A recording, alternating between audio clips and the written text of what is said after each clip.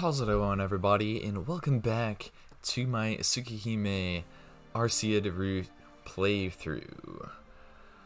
And today, it is a bit late in the evening, so I'm gonna have to be a little bit quieter. So I probably won't voice everything, but I'll still react to stuff pretty much. I do have a pretty long stream planned today, I guess. We're gonna get as far in as we can. I also did manage to get the English translation for the Tsukihime remake working. So I played through like the prologue of that a bit, or like the opening of that a bit. And yeah, I like that. The sad thing is that the Arcueid route or whatever isn't completely translated yet. It's close, but it's not quite there. And even after I would finish that, I would still have to play through this on here normally in order to reach like the far side route, so I'm just gonna not bother with the remake for now. I will play through the CL route when the remake happens, when her route gets translated and released basically, so that'll probably be like, who knows, like a year or two from now maybe. But yeah, that'll be what I play my Tsukihime remake first playthrough on the near side at least. When we get to the far side stuff, yeah, it's still gonna be, because that's gonna be a separate game, so it's gonna be even longer until that would actually be translated. So a little bit unfortunate, but we'll make do with what we have. Last time we just spent the night, we just slept, so we're gonna pull this up again. Memory slot 2. Load from memory, yes. And this is episode 3 of my gameplay playthrough. Awoo. I hear the wave-like sound of something's voice. Awoo. Something is howling. It's too sharp and high-pitched to be a stray dog. Awoo. It echoes in my eardrums. Is it howling at the moon? Awoo. This doesn't feel right. The beastly howling is beginning to give me a headache. A woo, a woo. A woo, a woo. That's the sounds that a woos make, you know? It doesn't stop. You guys can read the screen if you're rewatching this pretty much, but I'm gonna sort of shut up now. Just kind of take you in the visual novel.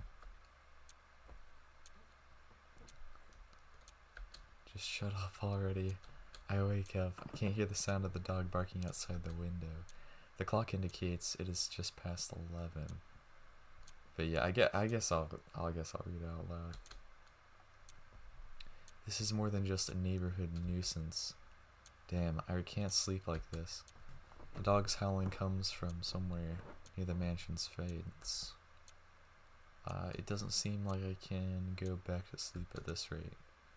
Even Akihai and the others wouldn't be able to sleep with a racket like this. Since I'm the only man in the house, I guess I've got no choice but to investigate. Oh no, famous last words. Bro, he's gonna totally die.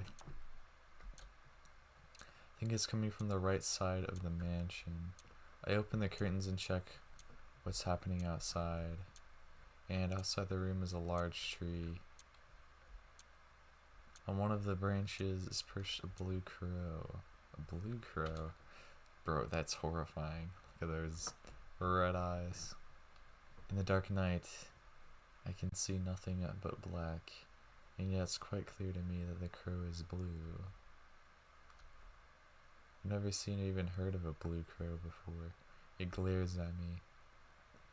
It feels like the eyes of the crow are staring at me, like soulless mechanical lenses. Ka. After I'll yawn like cry, it noisily flies off. Interesting. A woo, a woo.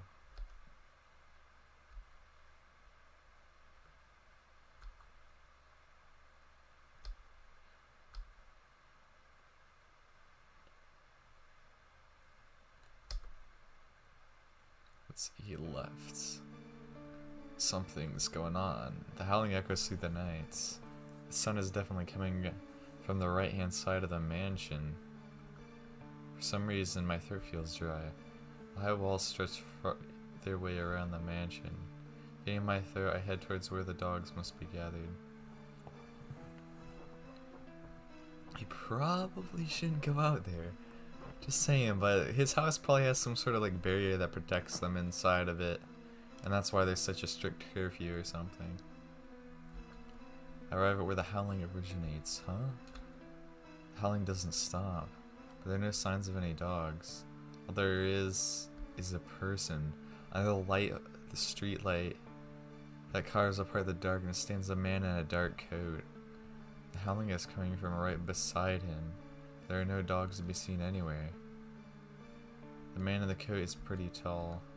His strongly built body and his back is facing me. My throat's so dry. The voice of the dog resounds in my ears. The night air coils itself around my skin. For no apparent reason, I have difficulty breathing and moving, as if I'm at the bottom of the sea. Caw, a cry overhead. Loud flapping of wings, the blue crow lands into the man's shoulder. Then suddenly the crow vanishes. Ooh, that sounds kinda creepy.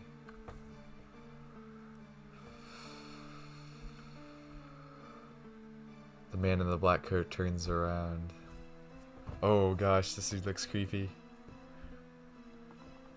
The man in the black coat turns around under the white streetlight. He's just like a shadow. A black lump. In the middle of that lump, only the weapon-like eyes shine out, burning with fiery intelligence. I can't breathe. But fortunately, those eyes seem like they're not even looking at me. Not here after all. The man with the black coat leaves. When I can no longer see him, I'm finally able to breathe properly again. Ooh. Bro, what the heck was that about? There's no sign of Akia or the others being awake. I guess I'm the only one who couldn't stand the dogs howling.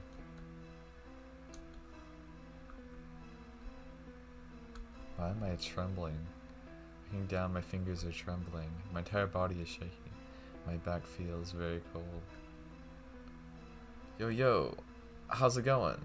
Atonarch 998. Greetings.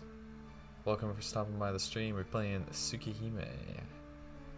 Pretty much just started like 2 days ago, basically. Yup. It's a POG visual novel. Yeah. Thanks for stopping by the stream.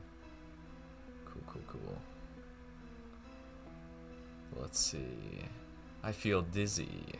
It's just like the unusual anemia. Is that horror? Sort of like horror. There's definitely some horror element stuff in it. But this is an old visual novel from 2000. It's called Tsukihime. It's if you know the author of like Fate Stay Night, you might recognize this a bit.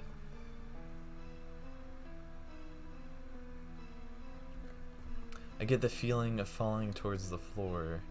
On the way, I see something unpleasant.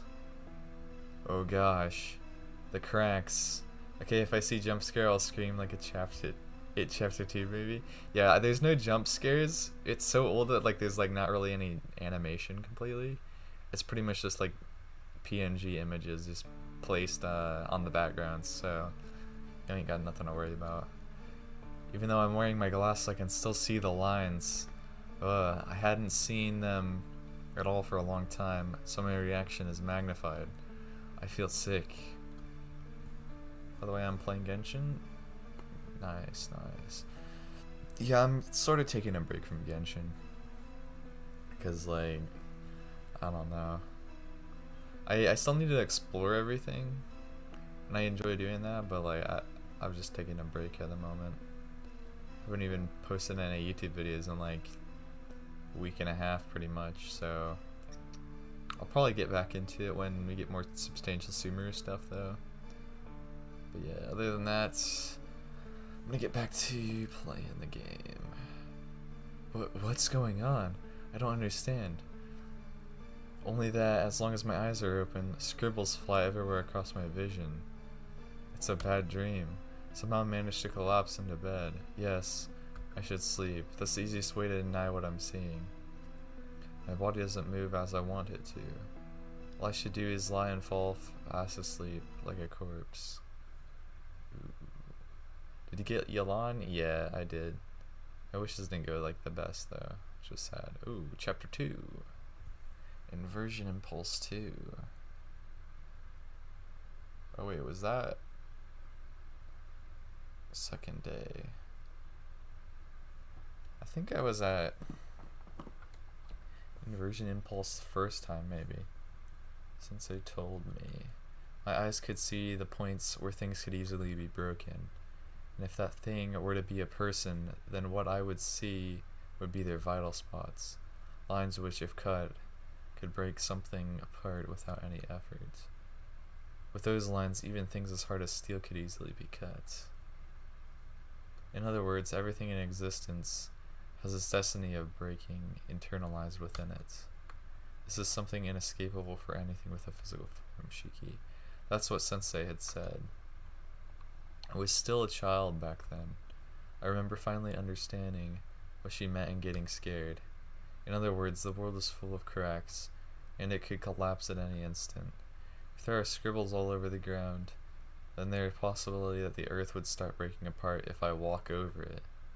When I realized what she meant, I thanked Sensei from the bottom of my heart for the glasses that she gave me. I couldn't have gone on living if I had continued to see the lines all the time.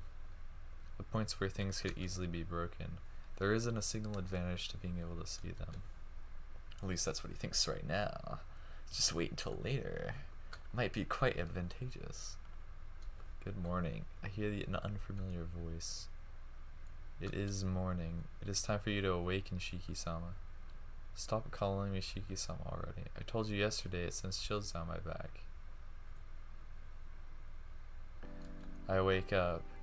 Hisui stands far from the bed, just like a statue. Where am I? Good morning, Shiki-sama. The girl in the maid uniform bows. Ah, yeah, I came home, right? Pushed myself up, looking around the room. In that instant, I felt a sharp pain in my temples. Huh? Are you looking for your glasses? Hisui gently hands me my glasses. Whoa, look, the lines disappeared. Phew. I let out a breath. Last night before I went to sleep, I had the feeling I was seeing the lines, even with my glasses on. Seems like it was just my imagination. Maybe it's because I slept in an unfamiliar room and my mind is hazy. Shiki-sama, Hisui calls out to me. Shaking my head, I shake away my sleepiness. Good morning, Hisui. Thanks for coming to wake me. There is no need to thank me. It is my duty to come and wake you, Shiki-sama. Hisui gives a plain and completely expressionless response. Even in an unfavorable light, I think Hisui's features are beautiful. Yes, indeed. It should be wonderful for such a girl to wake me every morning, but as Hisui never smiles, I don't feel that happy about it. What a shame. If Hisui only had half of Kohaku's brightness, she would be really cute. You need something? Realizing I am looking at her, Hisui stares straight back at me. No, nothing at all.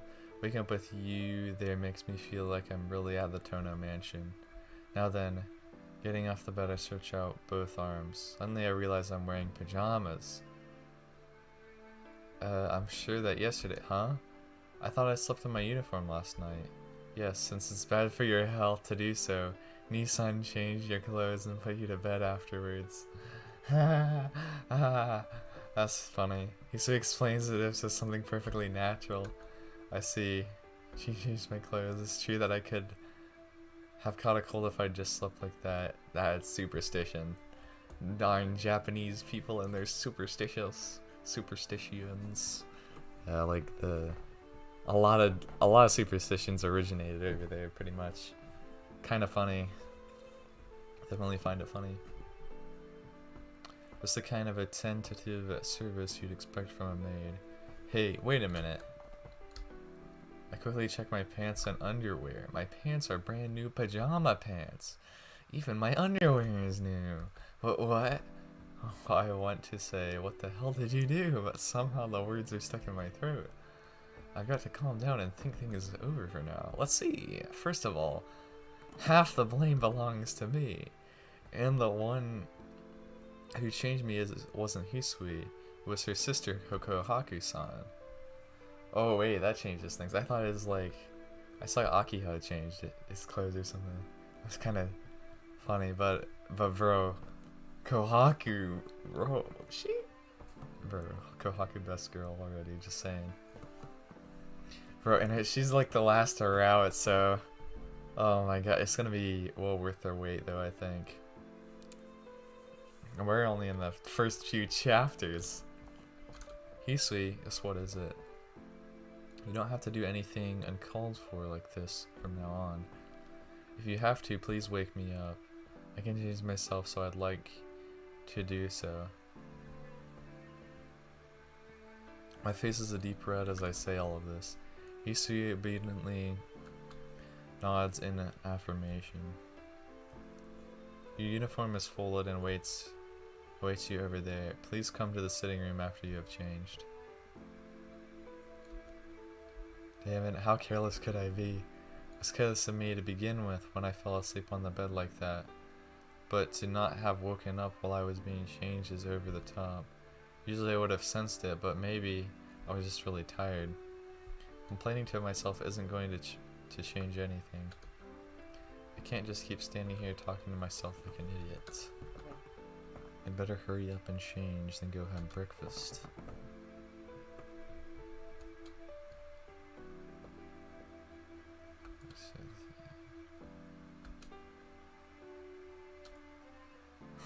No, there's nothing wrong with being naked, is there? Yep. There was nothing wrong with it, but I couldn't help being embarrassed at the fact that I was being changed by the warmly smiling Kohaku-san. To top things off, the face in the mirror keeps smiling from time to time despite being bright red. Are you really okay, Tonoshiki? I thought you were supposed to be uneasy about staying here, you amateur. Ha ha ha. Funny dialogue. Akiha and Kohaku-san are relaxing in the sitting room.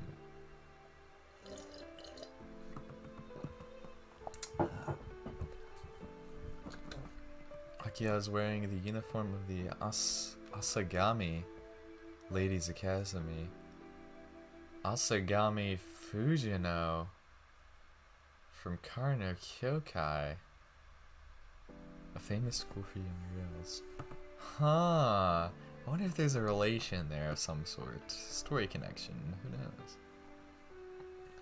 They're drinking tea together gracefully as if breakfast ended a long time ago. Greet both of them. Yes. Good morning, you two. Good morning, Shiki-san.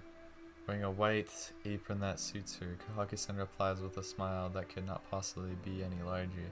Yo, I'm calling it right now. I don't even know what the heck's gonna happen, but if they put Kohaku route as the last one, and you know how like Sakura is like the last route also of a Fate, if Kohaku is the last route of Tsukihime, bro, she probably has some like crazy trauma in her life, something like that, or like she's actually like some sort of like crazy complex character, kind of similar to Sakura, where like she's just presented as like wholesome like to begin with, and you don't know much about her until you get to her specific route. Like if that's the case, like bro, oh, I can't wait. On the other hand, Akira just cast a glance at me. Not even a greeting. Certainly took your time this morning, Nissan. She certainly knows how to put a damper on things. Took my time. It's barely past 7. It only takes 30 minutes to get to school from here, so I'm actually up early. So you're saying you're going to finish breakfast in just 10 minutes? You're not some starving dog, so if you're going to eat breakfast, I'd like you to take your time.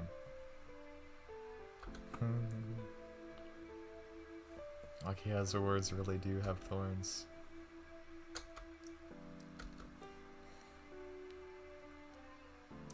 Speaking of dogs, there's what happened last night.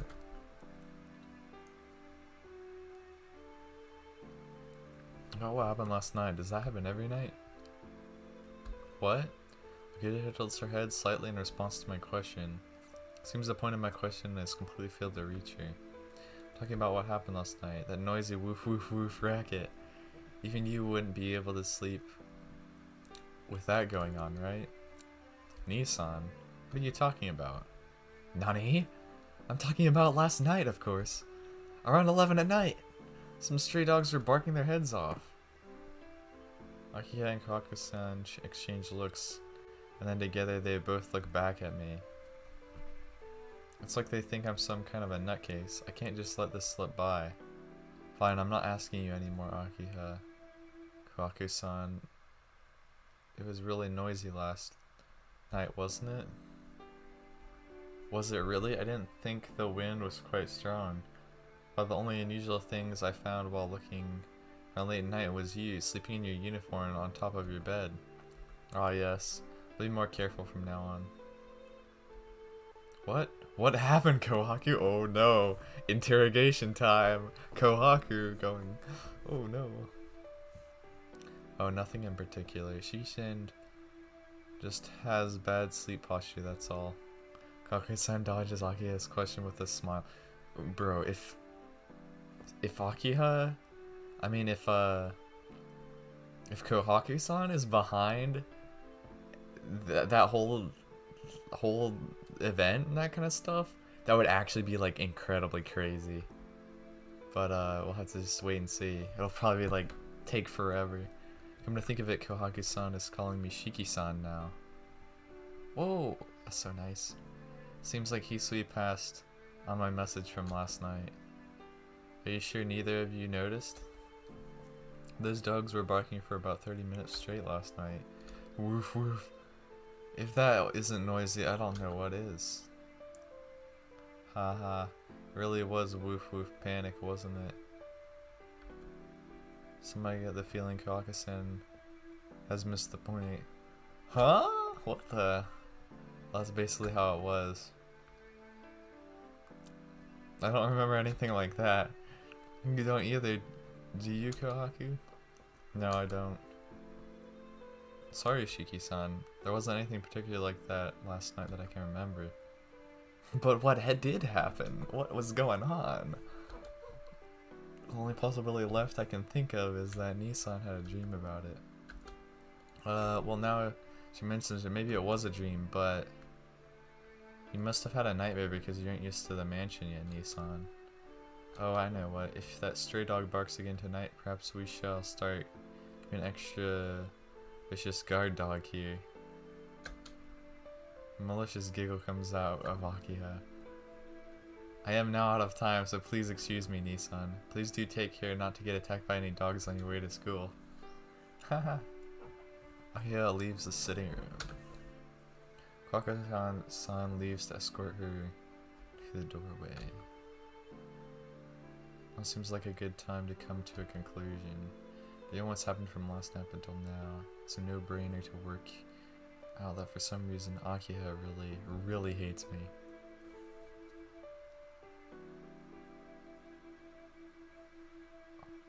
I'll leave for the lobby after I eat breakfast.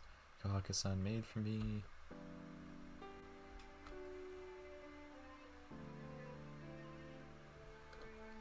Will there be enough time, Shiki-sama? Yeah, it's not even 20 minutes to school from here if I run.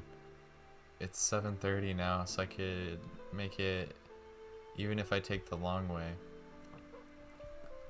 Satisfied with my explanation, Hisui nods. Very well, I will escort you out. Yeah, thanks. It's terribly embarrassing to have A personal servant. Please wait. With pattering footsteps, Kohaku-san runs down from the second floor. Bro, dude, once Kohaku gets like actually like animated, if they do a Tsukihime anime pretty soon, like, dude, bro, just Kohaku just on another level. Oh my gosh.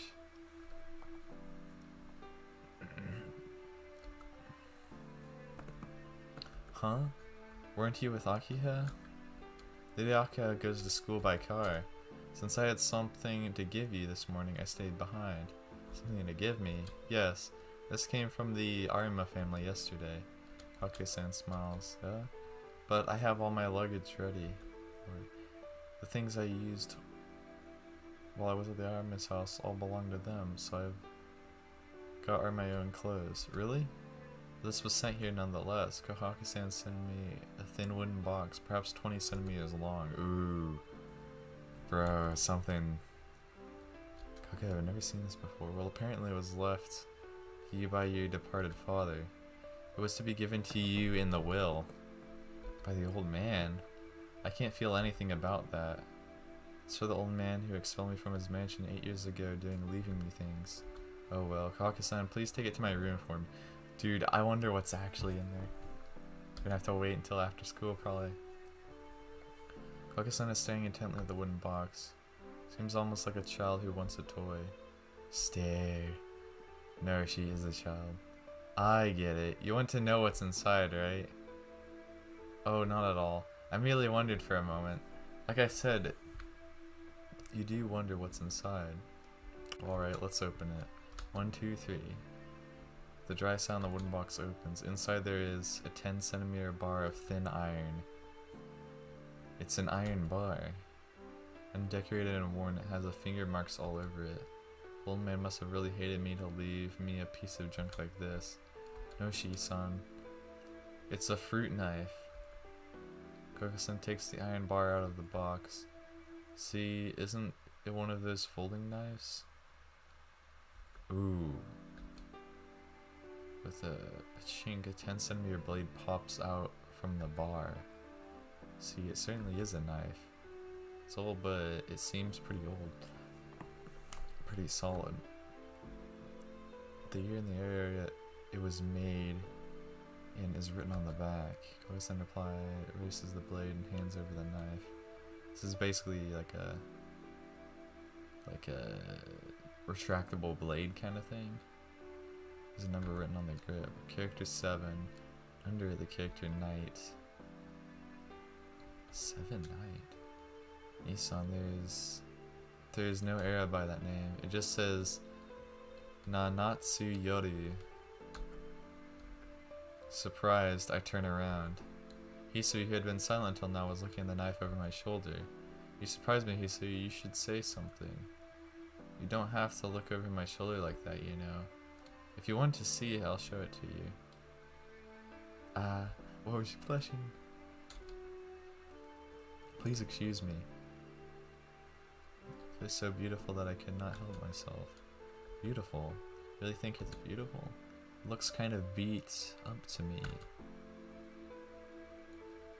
Not at all. The tempering of the blade is masterful. I think it is a knife with its own proper history. Yes, I bet so. I bet it is. It probably does have quite the history. Wait, give me 1 second. I gotta check something. I gotta check one thing real quick. Yeah. Okay. Just making sure we're still alive.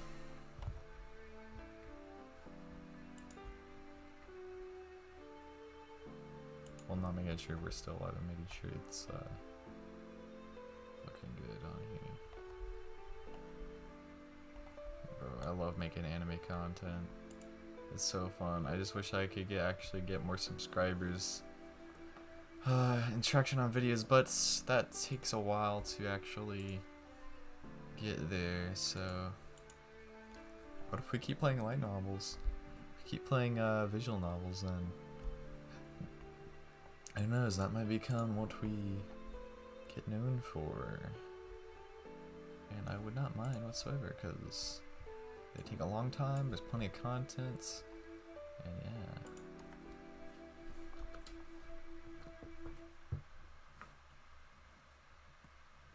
It looks to me like a piece of junk.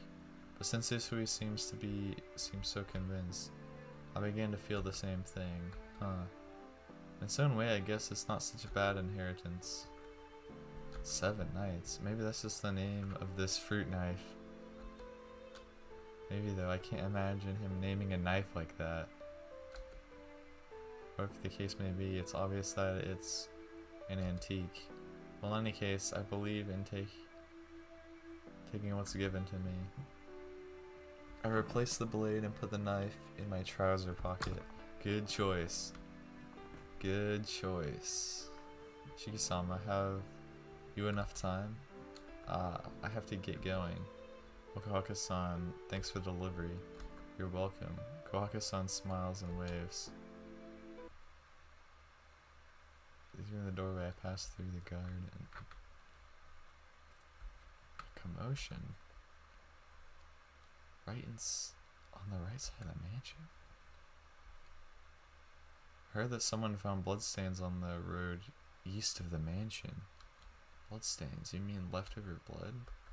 Yes, there was blood on the mansion fence too. The police came to inquire about what happened last night while you were sleeping, Shiki-sama. Does that mean someone died? Oh no. Oh no. All that has been found are the bloodstains. Dude, my story predictions are probably way off, but wouldn't it be crazy if Shiki was the one who's been like murdering people this whole time? And like he even killed like his dad or something? Or something like that, but he's being like controlled by the Blue Crow dude, I guess. That would be crazy, but I don't think it's something quite like that. East side of the mansion, that's around where the man in the black coat was last night. Bloodstains, traces of blood, traces of red. Come to think of it, I get the feeling I saw something red. Shiki-sama. No, it's nothing. Shaking my head, I shake off the bad images. Well, I'll be going now. Thanks for seeing me off, Hisui. Goodbye. Please take care on the way. Hisui bows deeply. I'm not sure what to take care about, but she's probably just worried about my health. Yeah, thanks. You take care too, Hisui. It's only right to repay good intentions with good intentions. With an energetic wave of the hand at Hisui, I leave the gates of the mansion behind.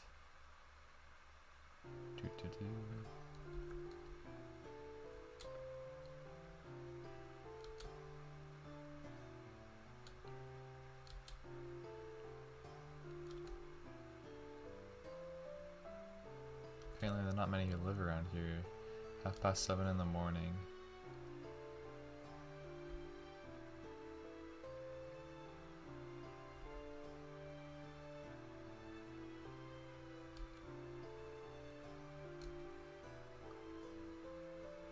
For the last few days, the atmosphere has been a little heavier. It's probably due to the serial killings. There are less people in the streets in the evenings now, too. You better cut down on the hanging out at night, Hiko. The face of my bad friend drifts into my mind. Be the sort to carry on hanging out at night regardless of the atmosphere in town.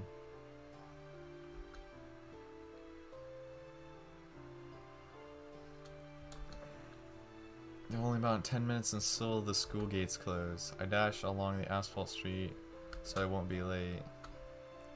Running to school. It seems like it took 20 minutes rather than 30 from the mansion. I need to leave around 7 if I want to go slowly, since I ran several times on the way. Yup. Classroom just minutes before homeroom is full of commotion. Scattered all over the classroom are my classmates intently talking until the teacher arrives.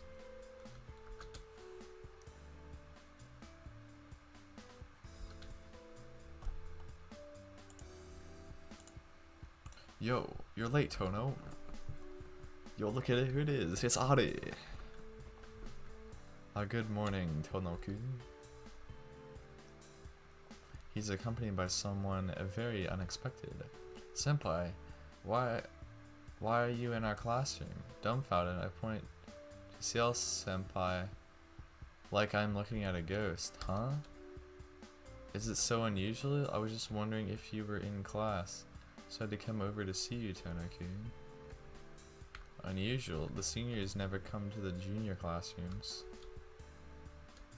There's all sorts of reasons, but the biggest one is that they're just too far apart.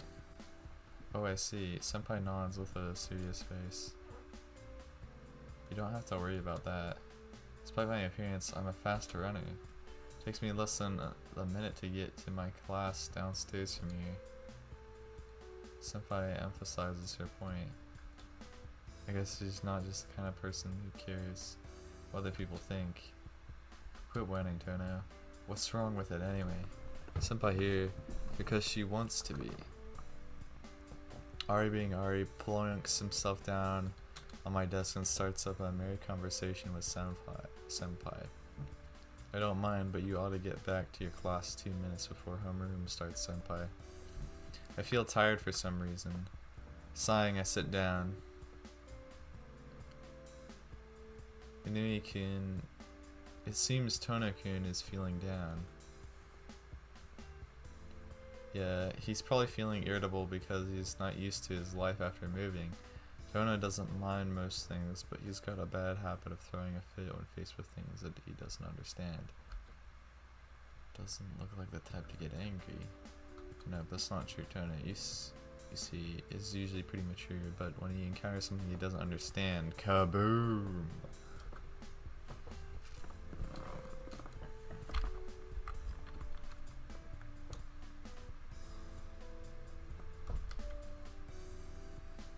Yep, you'll change your opinion since you see him lose it. Once you see him lose it, so you can't just trust him like that, Senpai. Two of them whisper to each other, "Hey, listen, if you're going to talk privately, do you mind doing it in the hallway? I can hear every word you say when you do it at my desk, so there's no real point to it." What? You could hear us? Harry gives an exaggerated reaction of surprise. No one could say angry after being hit with an act like that. Someone puts her hands to her mouth, and I can't tell how serious she is. If it's Senpai, she may have actually intended to talk privately. That's terrible, Tono. Listen, on the lovey-dovey private conversation between me and Senpai and me, you've sure got some nasty hobbies. Arihiko points at me. Are you trying to pick a fight with me, Arihiko? Actually, please do. Right now, I'm more than willing. Arihiko shakes his head. Of course not. You're my dear friend, right? I'll exchange fists with even my parents. But I have a policy of not fighting with any of my friends. Yeah, that's his voice right there. The kind of punk kind of voice, you know? Keep forgetting to do it though. I'm the very model of chivalry. That's amazing. I guess chivalrous people could punch their parents in the world that's inside his head. I see, that's a pretty rotten policy. You pretend to be depressed, but deep down, you're the same Tono as always. Yeah, I had nothing to worry about after all. Okay, hits me a couple times in the back.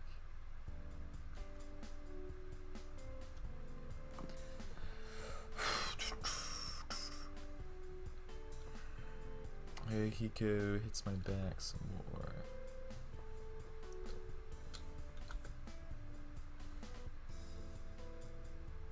So how's your new house? Pretty heavy and stressful by the looks of it. Can't really say. Had a bad dream last night and the people at my house gave me the cold shoulder. I see. Sounds rough. Arcueid nods with a difficult expression.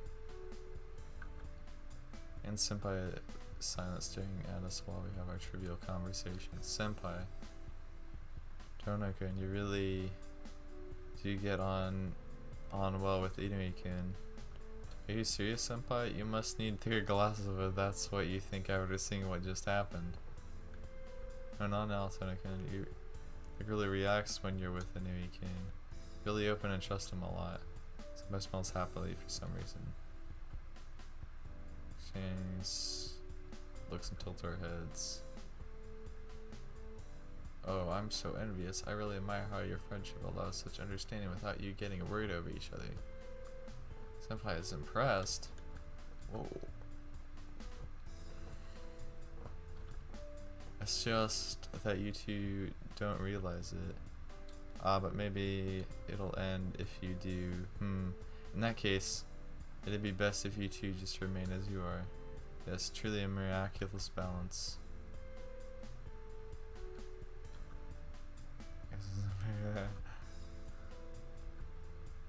I'll be going now. Did you watch the news this morning, Tono-kun? No, the house I moved to doesn't have a television, so I can't watch the morning news. Is that so? Well, I'll just ask you straight out then. There was a big mansion on today's morning news. Is that where you live? Huh? It's morning's news. As you mentioned it, Hisui and the police had come to talk. Yeah, that must be my house. I heard the police came this morning to ask us questions. Is that so? You mustn't be out playing late at night, Tono-kun. Senpai leaves quickly. I watch her silently and... Tono. What? I'm not listening to any more of your trivial garbage. It's not trivial. It's been a big problem. I'm somewhat familiar for Senpai that she even comes here to see you. Yuko stares at me gravely. Well, I don't know anything about it. I've only started talking to her recently. Maybe she just came here on a whim today. Come to think of it, aren't you pretty familiar with her too? No way, man. It's taken me 7 days to get here to remember my name. Oh, that's unusual. Wasn't it your policy to not deal with girls you can't pick up in a day because they're too much trouble? It's for normal girls, but Senpai is different. I've kept it secret all this time, but actually, hey, you like senior girls who look good with glasses on, don't you? Hakuyo's face turns red. You know all along, my dear friend. Yeah, I knew. You're friends after all. We're friends, I feel. Okay. Got the same interests. Blah blah blah.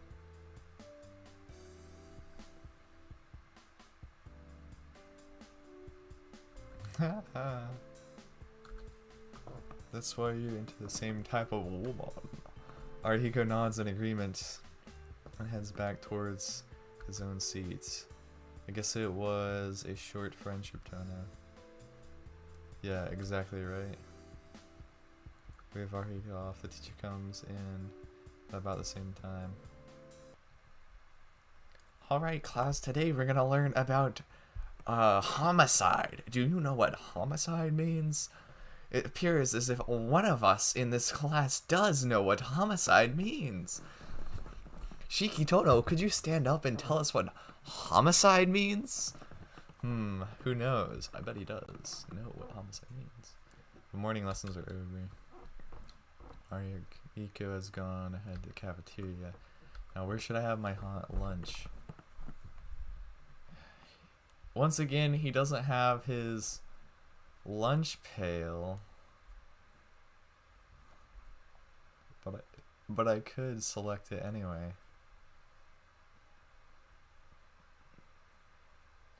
Because I mean, like, there are people that have lunch in the classrooms. That's what they kind of do. Also, like, when I was in high school, like, during, like, COVID or whatever, we'd have, like, lunch in the classrooms. Pretty much also, and, like, I have to say, it is kind of bussin', but I don't know. I'm usually generally the silent one at tables. Like, I had people I would sit with, kind of. Because, like, pretty much I just love good lunch conversation, entertainment, and then occasionally I throw a few interjections in occasionally. Let's see. I think go to the cafeteria. It's ideally in the chaotic student-filled cafeteria as usual. For some reason, the udon and the soba are better than the meals set at our school.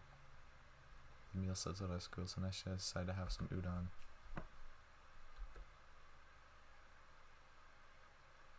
TV is showing the news. TV was set up so the students can watch the recorded morning news during lunchtime. Hey, that's pretty nice. Hey, even without a TV. Yeah, like when you're home, you can get that plenty of that kohaku time. Yes. Bro, I might actually actually hard stand kohaku already. Like I might actually do it. Might definitely do it. Don't underestimate my ability to appreciate kohaku-san. Kohaku-san. Bro. I don't know what it is, but it's like kinda hot in here. I might turn my fan on real quick before we continue.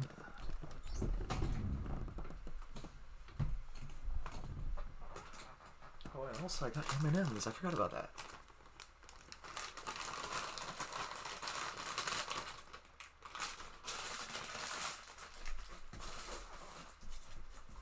Oh my gosh, I just found a big old chocolate bar. I forgot I even... Oh, it's special dark? Dark chocolate. Ooh, guys, you gonna... People rewatching this are gonna be like, whoa. Yeah, hey, this is lunchtime for him, so it's lunchtime for me.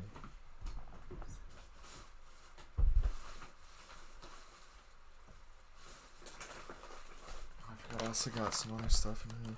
I rarely eat candy, but when I do... Oh my gosh. Oh my god, Milky Ways. Ooh, and it's unopened.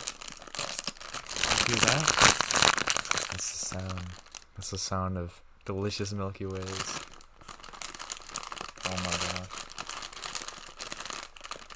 Yeah, like, totally unopened. I forgot I even had this thing. I even had that, but yeah, usually I don't eat candy much. Chocolate's good all the time, but let's see what else I got in here. It's Titanic. Why do I have a Titanic something in here?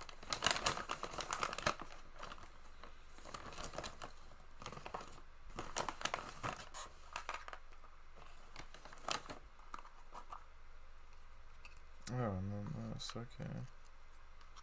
A steel penny. Yeah, that's the stuff from like my Christmas. That tells you how long it's been since I've actually... messed with my candy stash at all. It's been a long time. I don't even know what this is. What slides out. Oh, these are like little mints. Okay, I'll probably eat these eventually, over time. Those will be nice for later.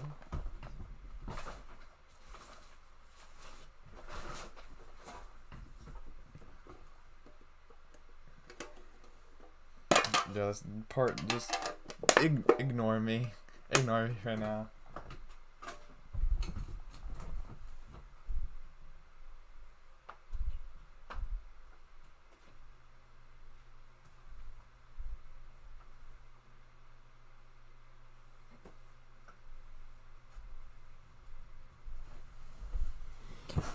Okay, is it checking my face again? Are we good? Okay, looks like we're good. Nice, nice. Yeah, I don't know. I might go with the actually, while we're kind of paused, I'm gonna open up my Vroid Studio again and see if I can get like spikier hair kind of for my character model, for my VTuber model. But dude, I'm gonna devour this chocolate bar. I'm actually gonna devour it. Like, for real, no cap.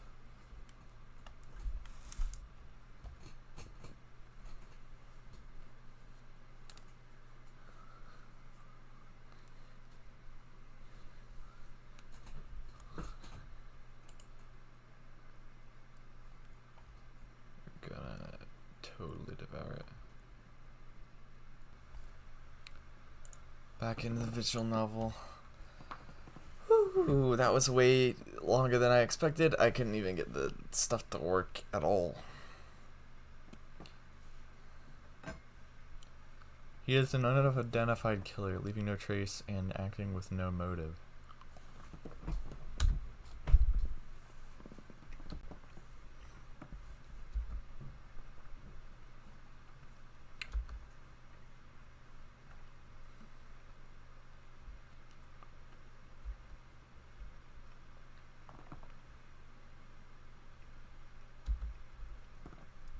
Crow's perched on the classroom veranda.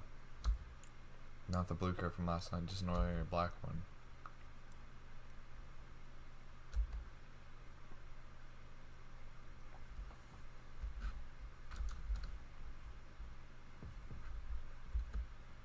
Sunlight comes at me. My vision gradually goes white as my sense of balance goes crazy. What the heck? I feel the vision sways. It feels like something is building up in the back of my head. My brain feels heavy. Crap. I know this feeling. It's a precursor to an anemia attack.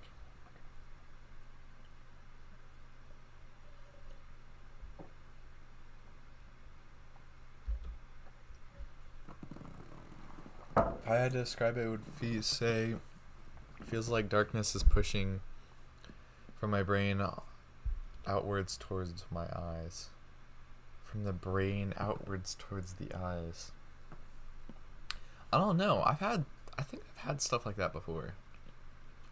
Like when you like get up suddenly or something like that, and then like makes your corners of your vision go dark, and then it goes into the center. That's happened to me before. I don't know if that's good or bad, or normal or not. I really don't know if it's normal. Actually, I'm gonna open up my Milky Ways, cause why the heck not? I'm in a chocolate frenzy mood right now. I'll just have one.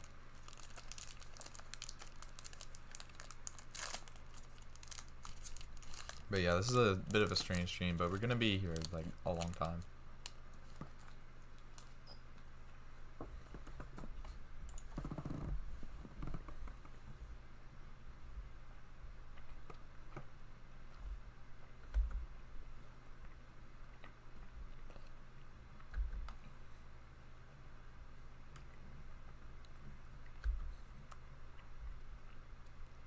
Fall towards the floor.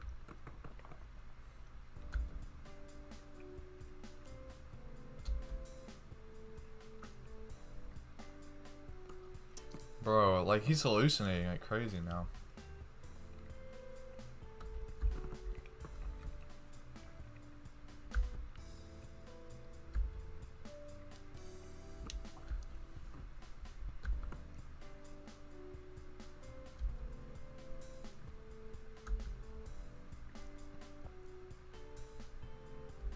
Makes sounds of outrageous proclamation loudly.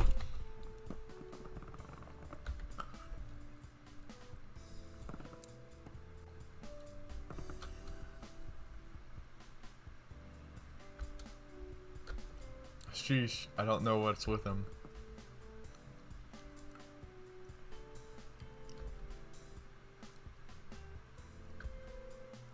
Your face is pale and all, but no one's going to know. You're feeling bad until you tell them, you know. Arihiko hits me with the bat in the back grumpily. I'll be leaving earlier than Sensei. The classics teacher nods solemnly. Sorry about making you worry needlessly, Arihiko. Don't worry about it. We've been inseparable since middle school. I can tell when you're about to collapse from anemia.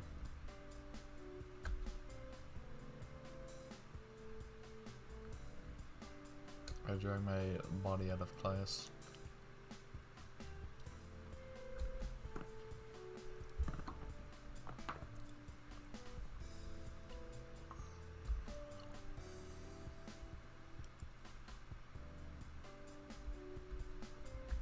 Phew, I think I'm feeling a little better.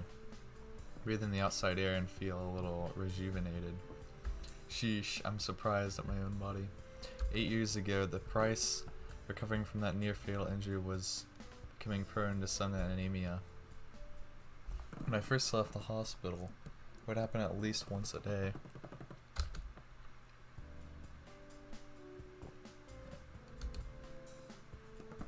After some time, probably because my body had grown, spontaneous dizziness and anemia became rare.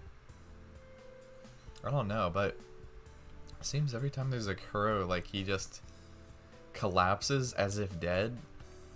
And maybe that doesn't like alert the dude or something.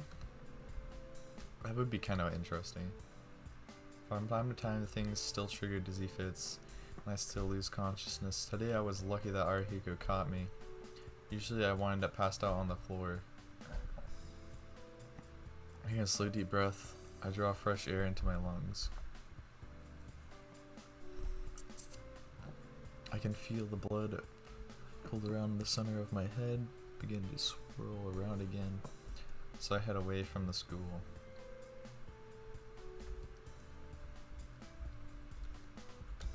I veer onto the main street. Once I get through there and leave the residential district, it's a direct path to the Tono mansion. Ah, crap. Looks like I haven't fully recovered yet. Putting my hand to my forehead, I realize it's hotter than usual. I'm not going to do myself any good by pushing myself here until I collapse alongside of the road. Guess there's no helping it. Disgusted with myself, I lean on the guardrail. I'll rest for a bit until I manage to calm down. Don't have much to do, so just stare idly around the street. It's just past noon on a weekday, but the street is filled with passers-by. Crowds of walking people. Nameless people without personalities walk straight ahead, without even casting a glance at the people walking beside them. Even though there are so many people here together in this crowd, in the same space, they see only one thing. Everyone is their own main character, so they only live the day from that perspective. So without really interacting with anyone else, they each end the day by themselves. In a way, you could say that it's a very lonely thing. Begin to think melancholy thoughts, perhaps a result of my fever. Guess I'll go home now. I feel calmer, and all I'm doing here is wasting my time with pointless thoughts. Getting up from the guardrail, I resume heading home to the mansion so I can rest. That is until I see her. Oh gosh. Casually. All I did was casually cast my gaze into the crowd, but my vision freezes. Thump. Golden hair and red eyes. Her clothes are white as if they symbol of herself. Thump. My pulse races. My veins and arteries spring into action. My nerves split one after another. My spinal cord goes berserk, as if it was about to leap out of my back. Thump. Her walking in the crowd is just beautiful. Yes, I would say that as well. The distant dizziness comes back to me. My consciousness swims, falling. Thump. I can't breathe. My fingertips tremble. The blood isn't reaching them. My whole body feels cold, like I'm freezing to death. Thump. My heart beats in a rush, urging me to hurry up. I can't stand it no longer. And unintelligible words escape my mouth. I can't think. My brain tells me only one word. Thump. Just one word repeating in my brain. Her. That girl. I'm going to... What? Wheeze, wheeze. I feel sick. I can't breathe. Hurts to breathe. For some reason I can't remember how to breathe properly. My throat is burning. My eyes are about to burst. My palms are soaked. I feel so cold, but I'm drenched in sweat. I have to follow her. I have to follow that girl. Chase after her, and talk to her. My frozen feet begin to move. My breathing is ragged, like that of a beast. I chase after the girl in white. Girl walks slowly. She doesn't realize I'm following her. If I run after her now, I can talk to her and ask her name. Ask her name. Who am I kidding? You know very well that's not what I want to do. What does he want to do? What the heck? Looks like I want to do something. I can't precisely put what I want to do in words. The inside of my head is misted over like a rain cloud. My throat is hot. I can't breathe. But so what? It's only natural, right? I've just seen that great woman. It would be impolite not to get excited, wouldn't it? Stop her and ask her name. Give me a break. I'm not a kid after all. Don't fully understand it, but there's one thing I must do. With my hands in my pockets, my fingers feel steel.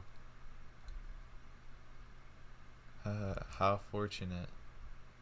The tools are all here.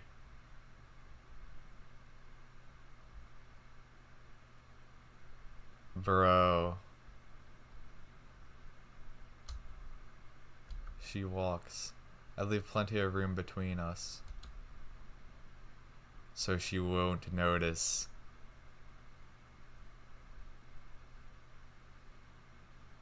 Bro, if you could see my reaction right here, I think I know where this is going. I think I know where this is going. Oh gosh. So the other people around us won't suspect. She and I are complete strangers. That's why I have to do my best to make falling with her look natural. She walks into an apartment building. I don't go in yet, but instead watch from outside. She takes the elevator up. The elevator stops at the 6th floor. I check the common mailbox on the 1st floor. There are 5 mailboxes for the 6th floor. I touch one of them and feel a sharp sensation. I smell it. There's no mistake. Her room is the 3rd one on the 6th floor.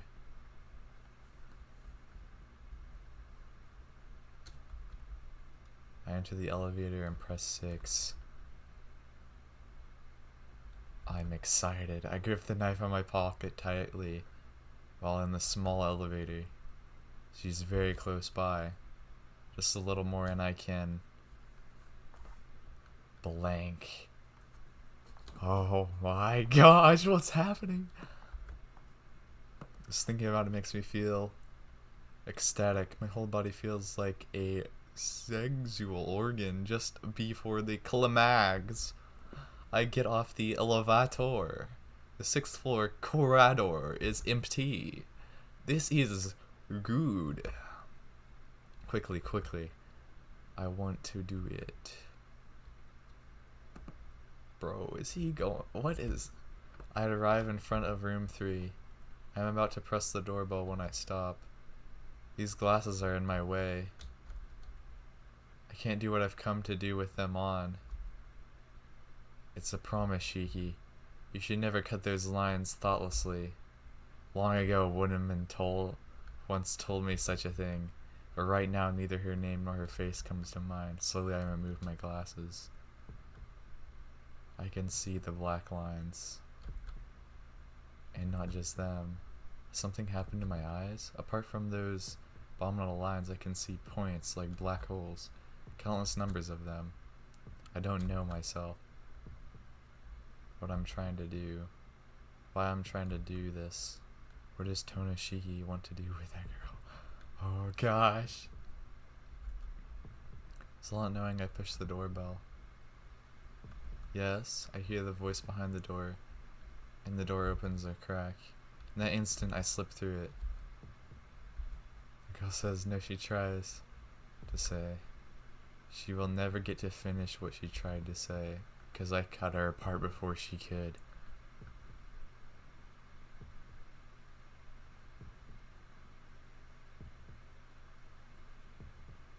Bruh.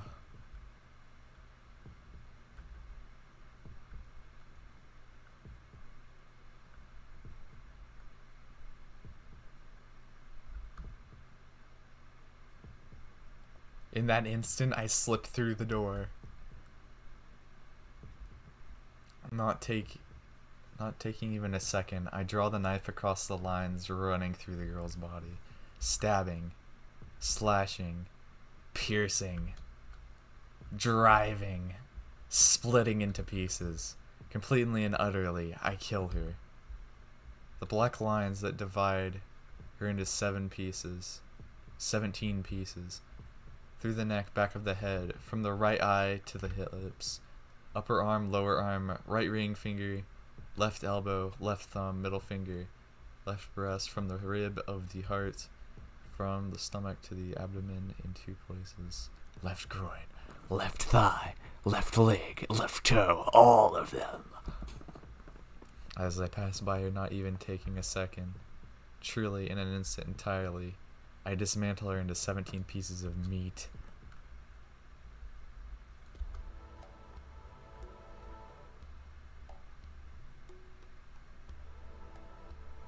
Bro.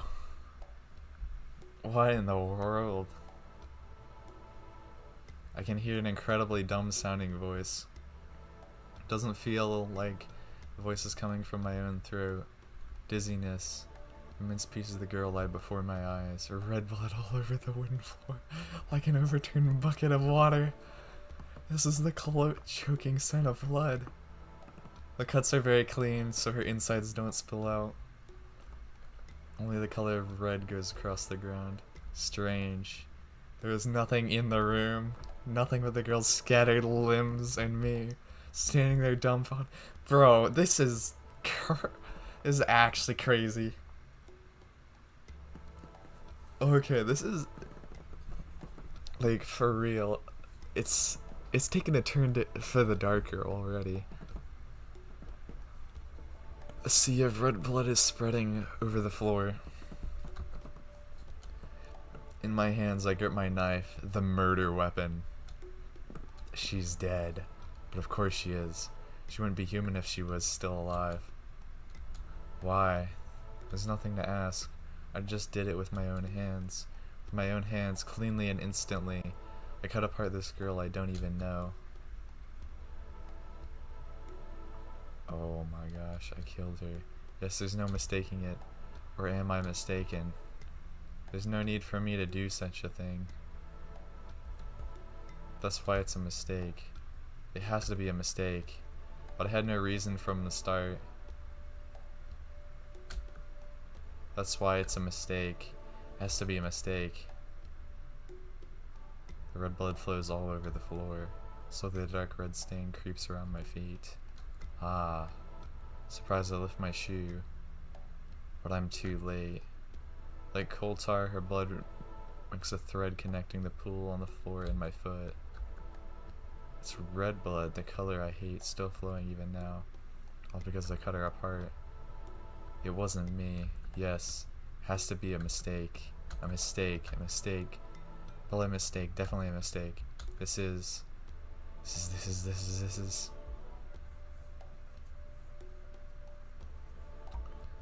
the bad dream. We have to choose this because this will basically take us through the Arcueid route. And if we chose this, it would take us to the CL route because I made that first decision. Pretty much. It's just a bad dream. This is just a bad dream. But somehow the stench of blood smells so horribly real. Wrong. Yes, wrong. But I killed her. Is that fact wrong? I didn't kill her. Is that fact wrong? Yes, Tonoshiki wanted to kill that girl. That's what I wanted to do back then. Just that. It was all so muddy inside my head. I didn't put it into words. Dude, this would be a freaking hell of a first, like, 45-minute episode. Like, for real, they could... Because pretty much all they would have to do is show him going from the RMOs to school the first time, kind of. And then his lead up to the mansion, a little bit of the mansion kind of stuff. And then the scene with the dude. And then they would add this next day. They could probably even they would still include that scene, another thing, because it's kind of important, because it's like linking it to his whatever attack kind of things. But dude, this would be a crazy first episode. Crazy first yeah, dude. I just really hope they adapt it here pretty soon. Cause like I want to see everything animated. I just want to see how crazy it goes, especially if Ufotable does it. Like Ufotable can make this like freaking Karno Kyokai levels of crazy. I feel like throwing up from the smell of blood. The contents of my stomach rise in my throat. Crimson is soaking into my eyeballs. I feel dizzy. I fall down on my knees into the red sea of the blood. My gastric juices come up. I throw everything back up. My food, my gastric juices, everything while I cry. There is nothing left in my stomach, but my body continues to force me to throw up, as if trying to undo what had occurred, and return me to a normal life. Pain. It hurts like my insides are burning. The tears won't stop. My body collapses to the floor like a pile of garbage. My knees sink into the red puddles spread all over the floor. Red starts to stain my body. It's so painful and red. It's like I'm dreaming. Kept crying. No, that's not right. I'm sad because I killed her without reason. Like breaking apart a doll. I don't understand why I feel like this, why I killed her without reason. I can't find the reason. It's a lie. It doesn't feel real. So this is just one of those dreams I have when I faint.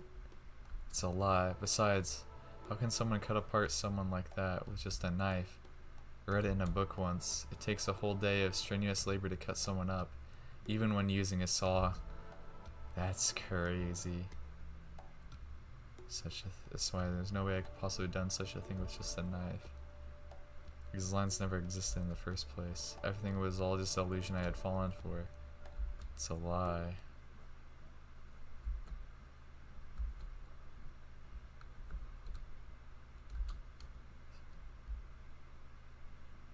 My throat is probably bleeding because my stomach keeps trying to throw up everything when there's nothing left in there.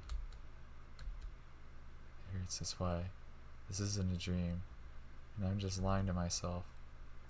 It's all lies. Just actually, I understand everything. I lusted after her. Just looking at her aroused me. When I cut her apart, it was so thrilling. I almost congratulated. These eyes, too. If I knew these lines could cut things apart like paper being shredded, I should have understood that even a person could easily be cut apart, just like I did to her. I had lived a normal life without even thinking about something like that. If I really am the sort of dangerous person who could easily kill just about anything, then I should have put out these eyes or lived a life without seeing anyone. I'm sorry, Sensei. I'm so sorry. Not even such a simple promise was I able to keep. Have I gone insane? I don't know. There isn't a trace of that impulse left. The thought of holding back never crossed my mind. I didn't even consider trying to stop myself, kill this girl. It had seemed like an obvious thing to do, and I went through with it. Okay, so there's a few things, because I did see something about like the demon hunters or whatever in the lore. So I'm betting that this probably has to do something with Arcueid being like a demi-human, kind of like not fully human. Because like the demon hunters, like their goal is to hunt like inhumans, kind of, pretty much, or ones that have like gone too far down their whatever path. So I'm wondering if that's why he did this. And like I don't think that Shiki himself killed like the other 8 people. That might have been like Arcueid. That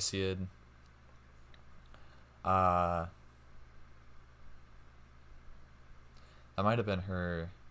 But I don't know. We'll see. It'll get revealed over time. But like maybe this is his only kill, and I wouldn't be surprised if that's the case. It's like it's probably ingrained in him that he has to do stuff like this. But I'm betting that this right here didn't actually kill her. She's probably just gonna put herself back together somehow. So yeah, that's very crazy. Must be insane. Probably been mad since 8 years ago. Yeah, dude. And also another thing, I did do the like opening of the Tsukihime remake, and it wasn't necessarily a car crash. Like it was definitely something bigger than a car crash pretty much going on. But in the original game was presented like a car crash or like some sort of accident.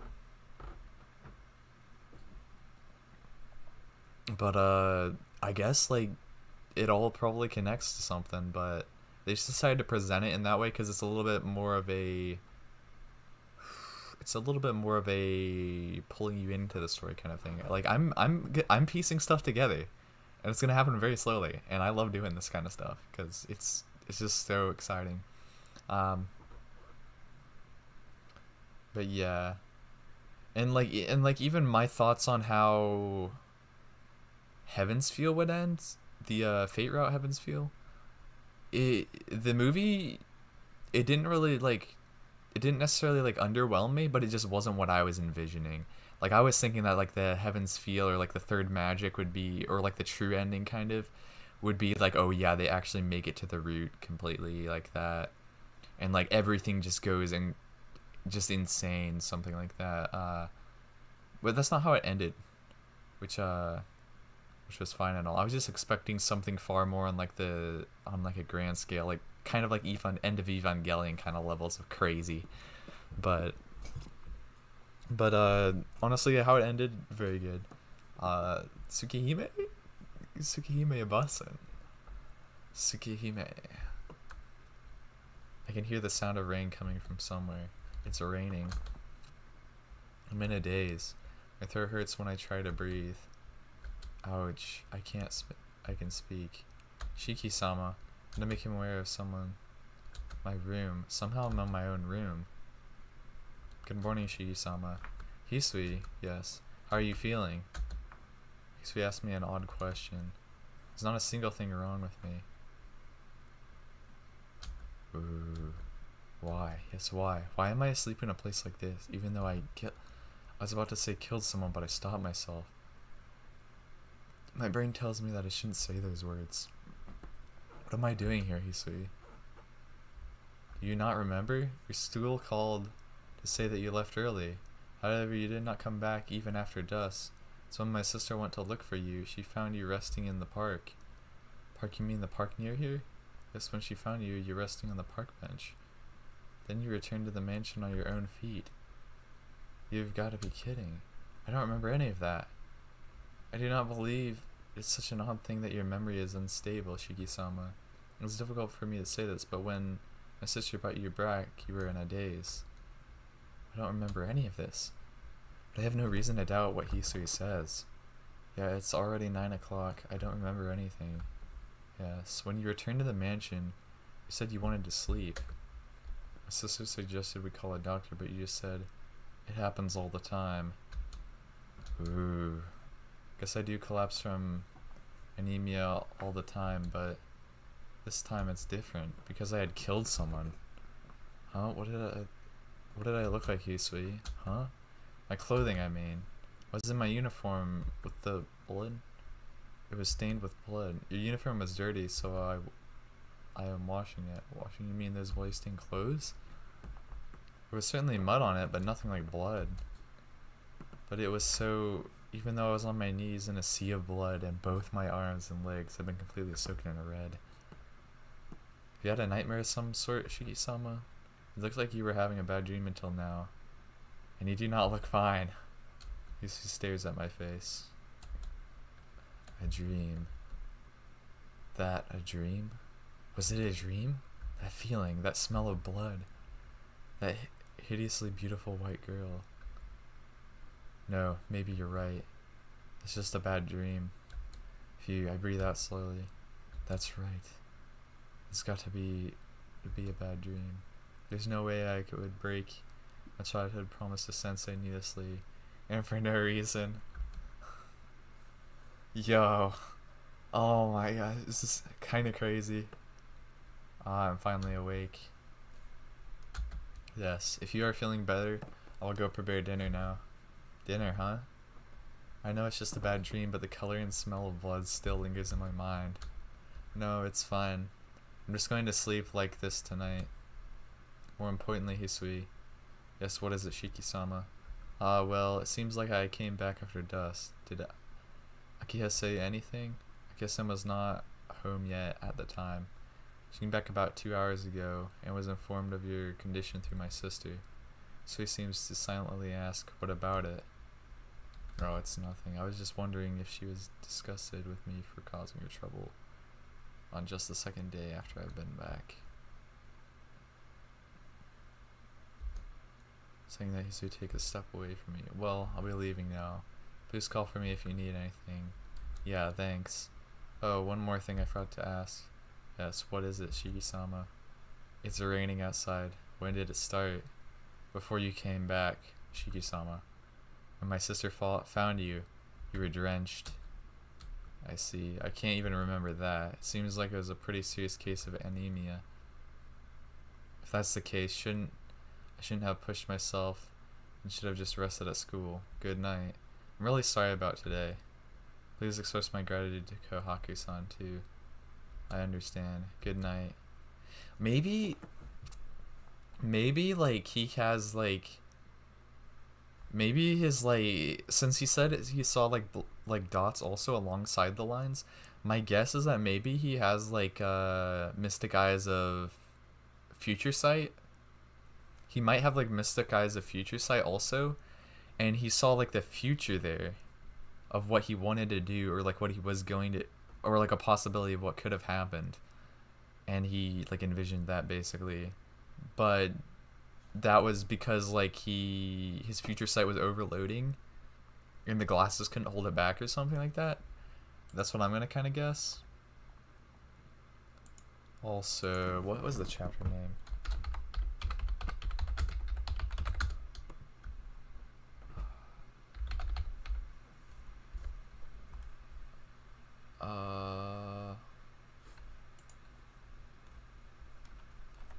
What's this dude? Vol Archangel.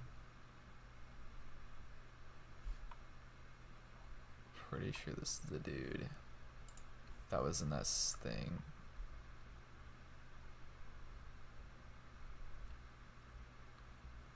Dude, Tsukihime remake gonna be kind of crazy.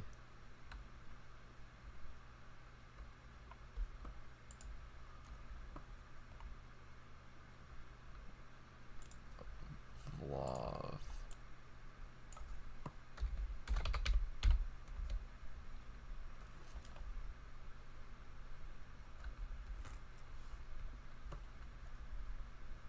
Or wait.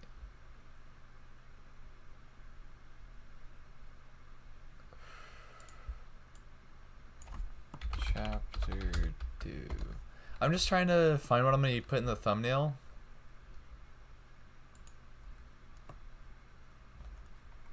Just trying to find what I'll put in the thumbnail.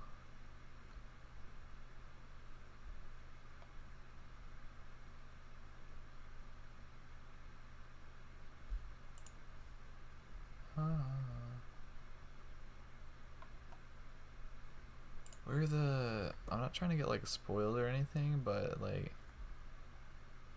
What was it called? What was the chapter even called?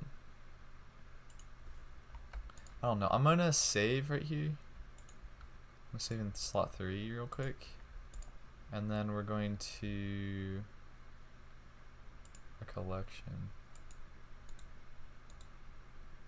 Display image. You know, dream, huh?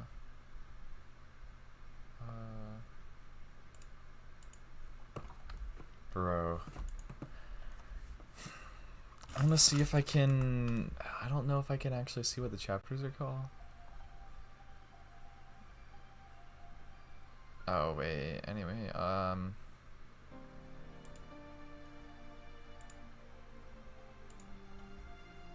there's that.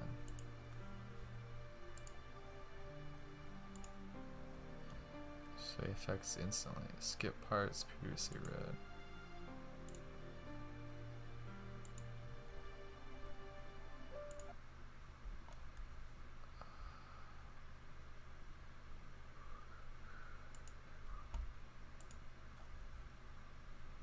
Okay, wait, give me like 1 second. Just leave this up here because I can find easily what chapter it would be.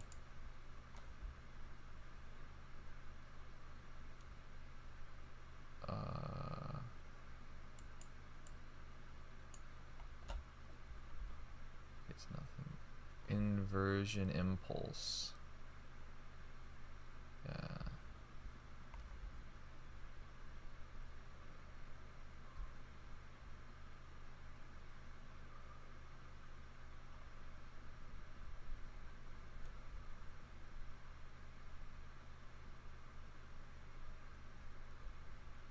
Wait, we're in inversion impulse 2, but I guess there's only one inversion impulse in the... I don't know.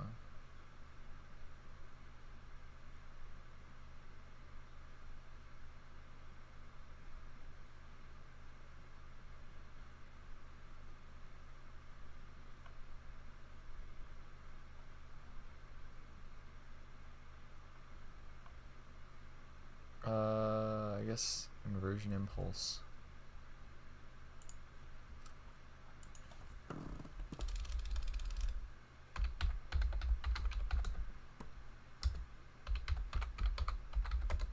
Inversion impulse.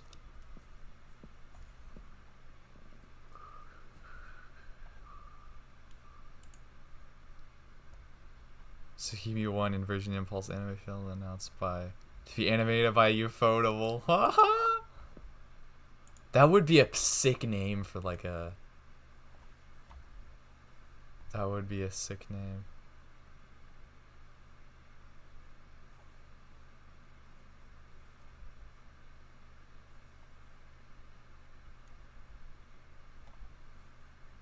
March 31st, 2022.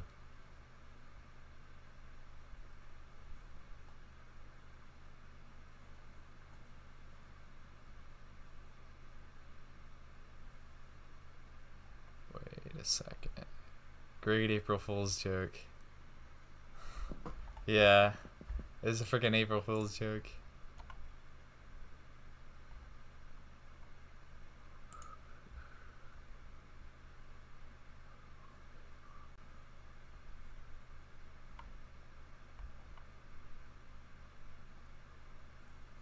Freaking don't know what his name is.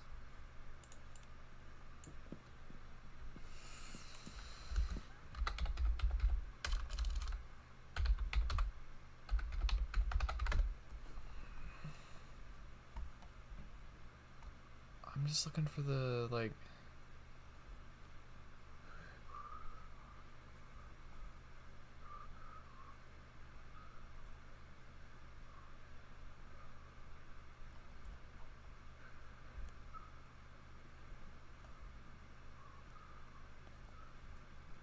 Like, I really don't want to get into spoilers. So, I don't know where this is. I'm supposed to...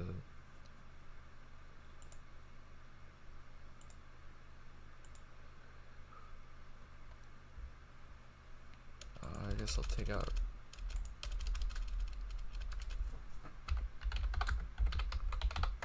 Main villain...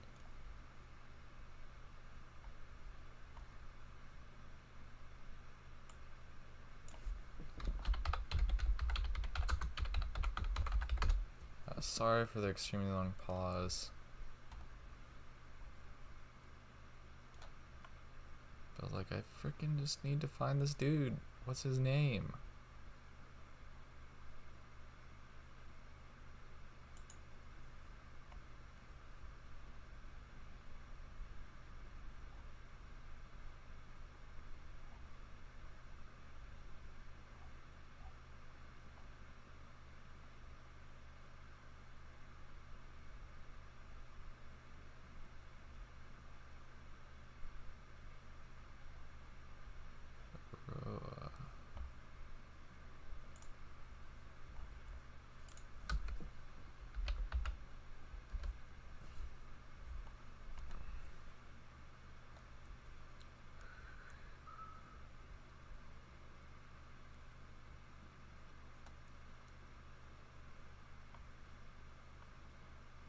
Dude, I don't know. I'm gonna have to... Tsukihime. I don't know. I might watch the anime at some point. I'll just have to go back and like screen grab maybe who that dude was, but I want that frame of him like standing in the whatever. I don't know. I'm going to check one more thing, and that is to check the gallery again, but I don't think it would be in here, which kinda sucks. Endings list, there's a lot of endings.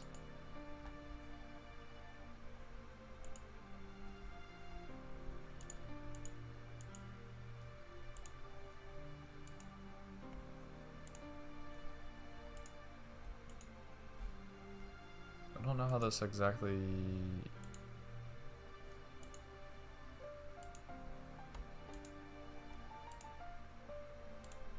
Yeah, I don't think I can see it. That sucks. That kind of sucks. That kind of sucks. But I think I'll do the thumbnail as like I think I'll do the thumbnail with like Arcueid. I see, I can't even remember that. Seems like it was a pretty serious case of anemia. This rest of the school. Good night. I'm really sorry about today. I please express my gratitude to Kohaki-san too. I understand. Good night. A dream, huh? It's like I don't even know what I felt. But if I can't understand what happened or how I feel about it, how do I know it was a dream? I can hear the sound of rain outside. Oh, I also just had an idea. I'll probably edit out this stuff where I was editing around with my VTuber on my main anime channel, just so it's like more cohesive and set to like Tsukihime stuff. My mind still feels a little heavy. I glanced down at my chest. The old wound from 8 years ago is still distinctly there, like a burn scar. On top of my desk lies the knife my father left me. Maybe that like unlocked his like demon hunting kind of capabilities. That old blade which had cut that white girl into 17 pieces. That was a dream, nothing more. Repeat this over and over again, trying to placate myself until I sleep. Crazy. Well, when I was a child, I think someone once told me, don't tell lies that can't even fool yourself. The Black Beast, #1. I'm gonna cross-reference these with the remakes chapters titles also.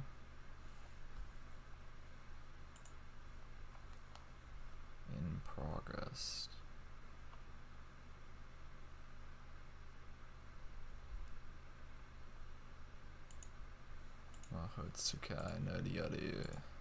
Dude, I can't wait until it actually comes out. That's gonna be December though. I'm real pumped.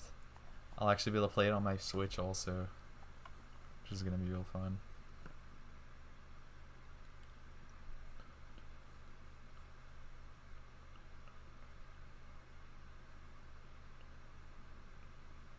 I mean, I guess we might still be in the Inversion Impulse chapter. But it says 3, so it's day 3. Yeah, I don't know. I mean, the original game is different than the remake, that's what I've been told at least. Maybe the rain stopped, I can't hear it anymore.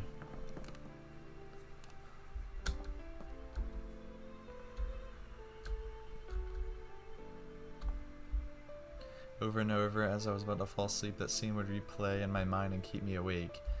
Yeah. Crimson floor and limbs everywhere. reason to remember our liabilities at times like these. They force me to remember things I only want to forget. It's just a dream, why am I so bothered by it? Yes, just a dream. I should forget it quickly without a moment's delay. Knock knock! Someone knocks on the door. It's past 6 o'clock in the morning. Could it be this early? Excuse me. Shiki-sama, are you awake? Yeah, I've been sleeping since yesterday afternoon, so I'm awake early. So what about you, Hisui? What's happening at this time in the morning? Hisui falls silent. Actually, now that I look carefully, I notice that she has my school uniform in her hands. I see. You brought me a change of clothes. Yes.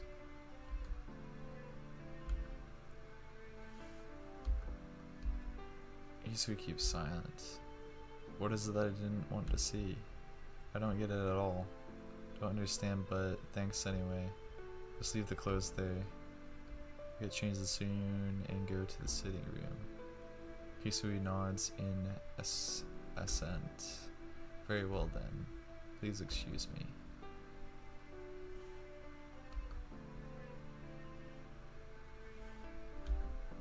Only then suddenly turn around. Shiki-sama.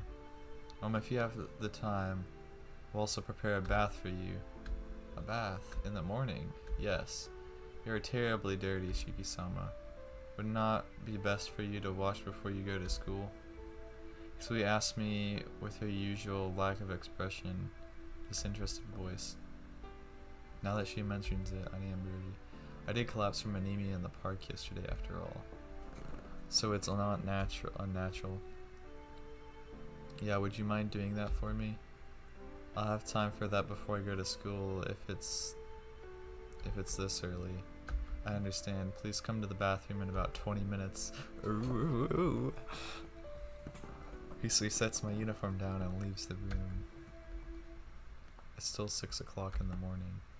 With nothing to do, I spend the 20 minutes in my room staring at the ceiling. I enter the bath and pour water over my head, which makes me feel a little refreshed. Take a deep breath as the cold water soaks my hair. What a terrible dream. There's got to be something wrong with me having a dream where I kill a beautiful woman like that. If just one day of living in an unfamiliar mansion is enough to give me dreams like that, I hate to think what the days ahead are going to be like. I've really got to get it together. I clear my head with another splash of cold water and wash myself. I feel a sting as the towel touches my throat. What's this? I look at my neck in the mirror. How did this happen? My throat is red and swollen. It's almost as if I injured it by repeatedly throwing up. Oh no. I return to my room and change into my uniform. It's barely 7 o'clock. Astounded at how much cleaner my outfit is left of the bath, I pick up my bag and leave the room. Kawaki-san has just come out of the sitting room when I go down the stairs. Good morning, Shiki-san. You sure are early today. Kawaki-san makes a bow while smiling. And you look refreshed too. Have you just had a bath? Yeah, I just took one. That's amazing, Kohaki-san. Can you tell? I can't. I can just tell by looking at you because your hair isn't dry, Shiki-san. You certainly look cuter after you've had a bath. I avert my gaze just a little as I'm faced with that warm, carefree smile. It's kind of embarrassing. Please hold on for just a minute. I'm going to prepare some breakfast now. Break fast? I guess you mean something to eat. So surely the thing causes you to remember the color of blood. I don't have much of an appetite at the moment.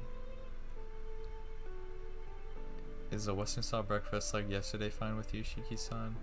Yeah, I really don't mind, so breakfast, huh? That bath felt so good that I almost forgot about it. Really? You didn't eat last night either, so I was talking to Isu-chan about how maybe the sound of your stomach might have woken you up. he didn't eat last night because he ate the corpse. I don't know. I'm just tossing that out there. Probably not what actually happened. Sadly, that's not the case. I've been a light eater since I was little, so I often skip 1 or 2 meals at a time. Dude, I don't know what it is, but this story gives mad, like, ReZero vibes. Like, my guess is that, like, at the end of this chapter, Arcueid is gonna be alive still. Something like that. Like, that's probably how they would end, like, the first episode. I don't know. Depending on how fast they would adapt it. Honestly, I hope it would get adapted into movies, because then they can pretty much just go all out on the gore and the storytelling, pretty much. Because this really is like you can't get into it in just like a 20-minute episode completely. Now that you mention it, you've got a nice body without any excess meat on you. Could it be that you're a vegetarian? Perhaps. Come to think of it, I get the feeling that all I ate at Arame House were vegetables. Kaka-san busily heads back to the sitting room, but I don't feel like eating anything right now. Ah, that's alright, Kahaku-san. I'll go to school without anything today. Tell Akiha for me. Bye. I head towards the doorway. Suddenly my arm is tightly grabbed. By Kohaku! Shiki-san! I can't believe it. Kaka-san is angry. What are you saying, Shiki-san? Haven't you looked at the mirror this morning? Ah, well, I took a look in the bathroom mirror. You're lying. You wouldn't say something like that if you looked even once. Kaka-san is seriously angry. Come to think of it, when I saw your face in the mirror, I think I saw death. I think I saw death warmed over. I'll be fine. It's just that I don't have a lot of blood in me, so I look worse than normal people. This won't do. You won't grow without eating breakfast. If you don't have an appetite, I'll prepare you something easy to eat. So please go to the dining room. Holding onto my arm, she drags me towards the sitting room. I've got no choice. I really don't feel like going along with this, but I'll have to accept Kohaga-san's good intentions. Good morning, Nissan. How do you feel? Akiha greets me reservedly. That firmness about here yesterday is gone. Guess it's because she's worried about me. Ah, good morning. I'm feeling, well, good in a certain way. Turning her greeting ahead towards the dining room. Ah, please wait here, Shiki-san. I'll call you when it's ready. Kaka-san disappears into the dining room by herself, leaving me the downcast looking at Akiha and Siku and Hisui, who stands emotionlessly by the wall. This is kind of awkward. Nisan, about last night, is it true that you collapsed in the park? Seems so. I don't really remember it myself, but if that's what Kaku and Hisui say, then it must be what happened. Oh, stop talking like it's someone else's problem, Nisan. You have a weak body, so if you ever feel bad, please contact the mansion. I will send someone to pick you up right away. Hey, listen, there's no need for that. I'm not like a primary school kid. I can make it home by myself no matter how bad I feel. And I guess the fact that you could not make it home last night would mean that you are a child. It sucks to admit it, but Akiha is right. Yesterday was different. That kind of thing is really rare. Like, just because I have chronic anemia doesn't make my body weak. There's no reason for you to worry about everything, every little thing, Akiha. Yesterday was, you know, just a terminal case of bad timing. Also, a thing that I just thought of right now. When, in like a Karno Kyokai movie, there's at one point where like Shiki is like, opens the door on someone, and then she like basically like kills them in a way. Or like the person she was going to kill was able to sense that they were gonna kill, and they got like a vision of like them being killed. It was kind of weird, but I don't know, like there could be something along those lines going on here also. Uh, it's probably has to do with like mystic eyes, and it probably is. I think he probably has a combination of the mystic eyes of death perception and also future sight. That's probably what he has. He might even have more. Might even have more abilities. Who knows?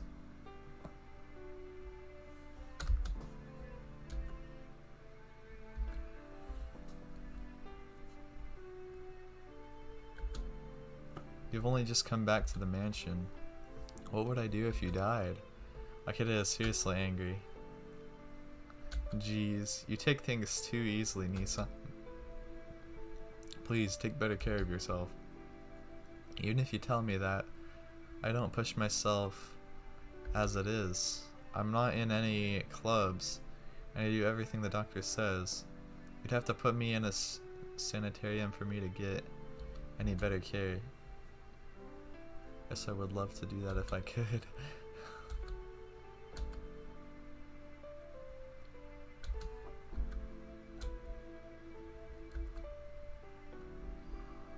There's still some time until we eat, so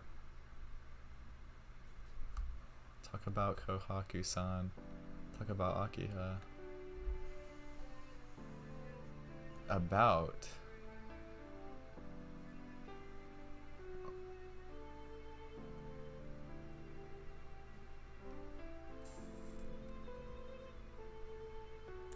Talk about Kohaku-san.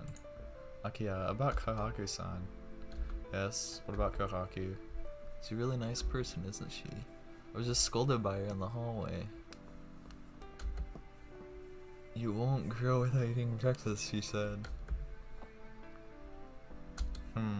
That sounds like something she would say. Do you like Kohaku, Nissan? No, that's not what I mean. It's just a surprise because I never scolded like that when I was in the Arma household. Thanks to her, it doesn't seem like I'll be able to skip breakfast from now on. That's right, you are an anemic after all, so it would not do you good to skip breakfast. Dizziness isn't really linked to my diet, but I just nodded obediently. Shiki-san, it's ready. You can hear Kohaku-san's voice from the dining room. Right, so I'm gonna get some grub.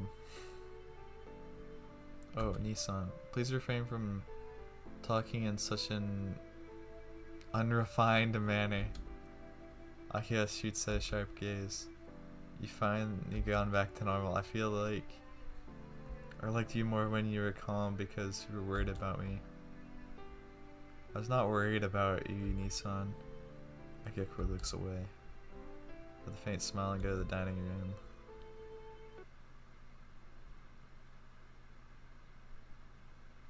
I'm escorted outside by Hisui.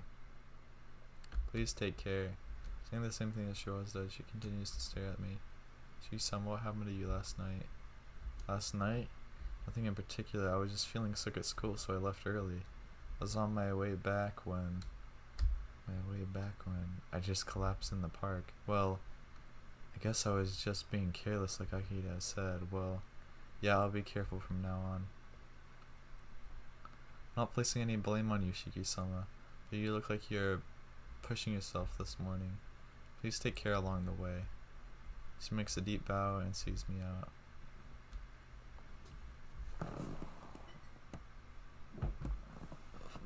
More students in uniforms.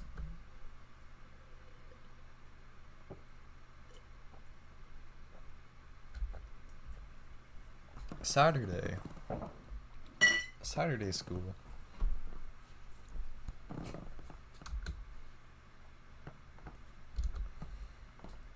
Looks like we'll be able to get to school in time to spare today.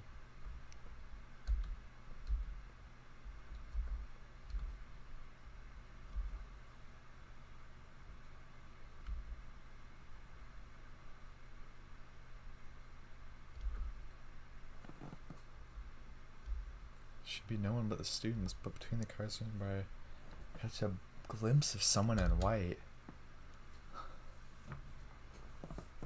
Oh gosh, look who it is. Look who it is. She is there, dressed in white with golden hair down to her shoulders, long slender brows, and red eyes. I've seen her only once before. But There's no way I could mistake her for someone else. That's impossible. I killed her myself yesterday, cutting her into pieces. What? No, even that's a lie. It's all just a dream. Hisu told me so. But she didn't say anything of the sort. It's just that I wanted to believe it was a dream. Then it really wasn't a dream? But then why? Why does she exist? As real as anything. The light turns green. The students around me walk towards the other side. I'm the only one amongst them who stands there stunned. She sits on the guardrail, her legs swinging idly, as if she is waiting for someone. I can't tell how long she's been waiting, but her expression isn't a grim one. Who is she waiting for? She fidgets restlessly as if waiting for her lover. I have a bad feeling about this. Girl in white looks over my direction. It's probably nothing more than a coincidence. It's just a stranger who looks like her. She must be waiting for someone else. If not, then this moment must surely be a bad dream too. After all, I completely and utterly killed her with my own hands. But she's looking this way and smiling. I'm very satisfied in having found the person who killed her. The smile seems to say, "You finally come." Giving a familiar wave and smile, she hops off the guardrail. Fluttering her hair, she heads towards me. Don't come. This is a bad dream. The light turns red. Don't come near me. She doesn't even look like she cares, walking straight across the street while cars pass by. There's only a few meters between us. I'm telling you not to come. The reality before my eyes does not change even when I scream out. She means a voice even I don't understand. I run from the girl in white. I run with all my strength. No regard to embarrassment or shame. I blast through the passers-by, running at full speed across the asphalt. Everything is wild, my heart screams out, but still I run. I feel like I'm going crazy if I don't. I look behind me. The girl in white is walking towards me. She's definitely following me. The girl I've killed is chasing me. That's more than enough reason for me to be scared. Ha ha ha. My heart feels as if we're about to explode, but I know I can keep running. When I look back, the girl is still there. With light footsteps, she follows me as I run away. My head droops down. My arms feel heavy. My legs feel like they're going to tear off. Despite that, I'm running with all my strength, and yet I can't get away from someone that's walking after me. My breathing is out of control. I think I've already run several kilometers. But even so, when I look back, she's always there, walking towards me. I feel like she's taking a stroll. She follows right behind me. It's not funny, but I begin to laugh. Ha ha ha ha ha ha ha ha. I can't stop laughing, but even so I run. My body complains that I'll die if I run anymore, but I keep running. The reason is simple. If she catches me, she'll kill me for sure. I ask myself what I base that on, trying to shake it off as a mere imagination. Even I try to console myself. I am the one who knows best it's true. There's no reason, no basis, no evidence. I already know that's a fact, that if she catches up to me, I will be killed. Pathetically I collapse to the ground. I fall forward not because I choked, but because I simply can't move my body a single step further. Laying there collapsed, I somehow managed to crawl my way to the wall. I try to pull myself up against the wall, but it's no good. My knees lose the strength as I try to raise, and then collapse back down. My body won't move anymore. I look up as I breathe. It hurts. I don't have enough oxygen. I can't think properly because of it. I can't even tell what I'm doing anymore. I don't know why I'm doing this. Why? I don't even know why the girl I've killed is alive. Unmistakably, I've utterly and completely killed her in the most final way imaginable.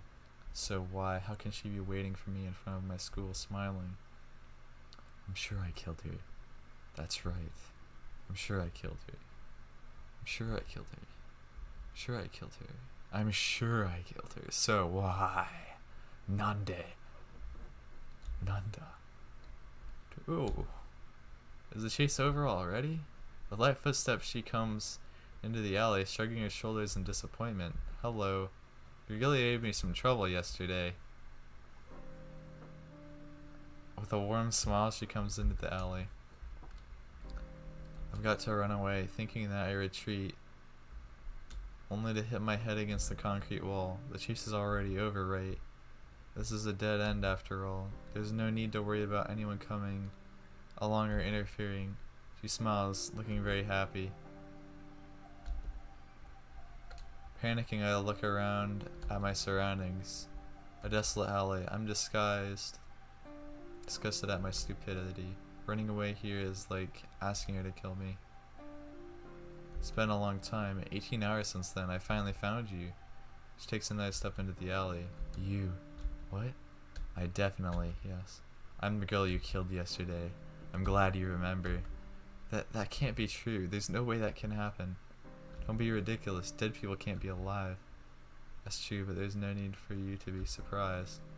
I just revived, that's all. With that curt response, she takes a nice step, the sound of it reaching my ears. The distance between us is gradually decreasing. Revived?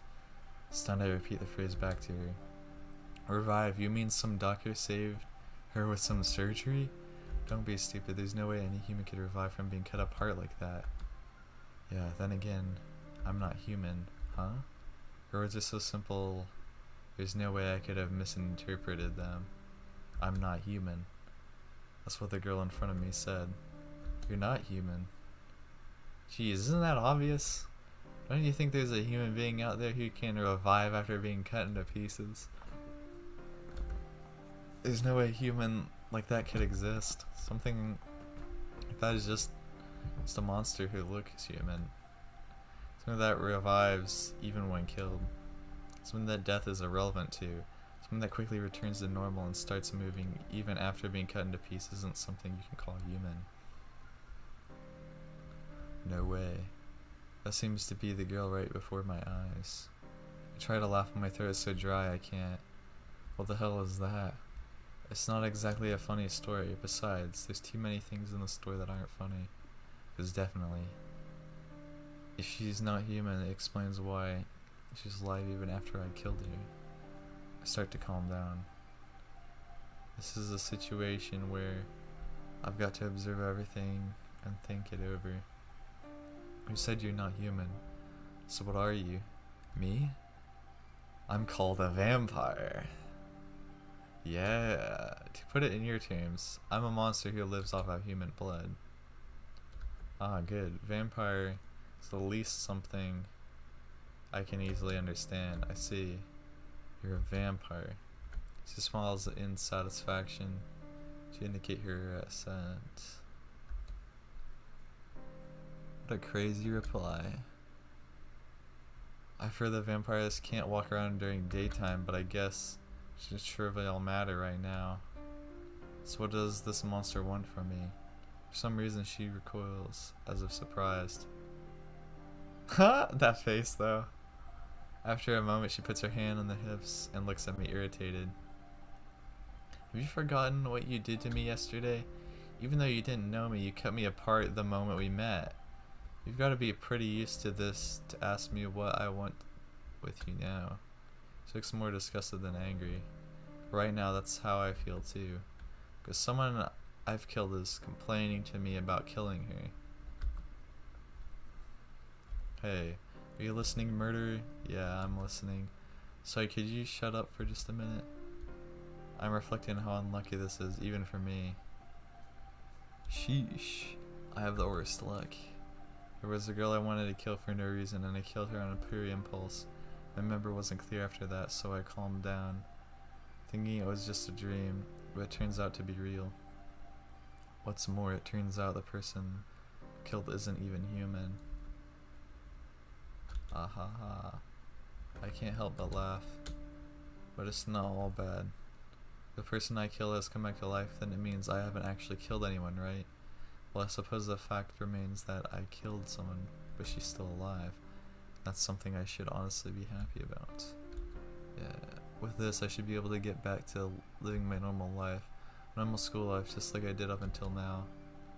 Following exchange, they seem to have been cornered by this strange person, but you might argue that it's a heck of a lot better than becoming a murderer. Okay, I've calmed down. If you got something to say, I'll listen. Complaints, grudges, whatever. Talk all you want. Yeah, I've got a whole lot of things to say to you, but you're weird. Just taking everything in right now. You could say I've built up a resistance to weird stuff like this. I don't think it's of much help in this case, though. Huh, she stares at me. It isn't malicious. It's strange. I thought that to get someone back when they got you was one of the common laws of the world. Then she should be trying to kill me, but what are you staring at? You're here to get revenge, right? Then yeah, I guess I'm supposed to kill you back in theory. I'll kill you if you really want me to, but otherwise I'll pass for now. It's not very efficient that way. She stares at me head on. So, are you sorry? I'm stunned for a moment. The things she says are so out of place.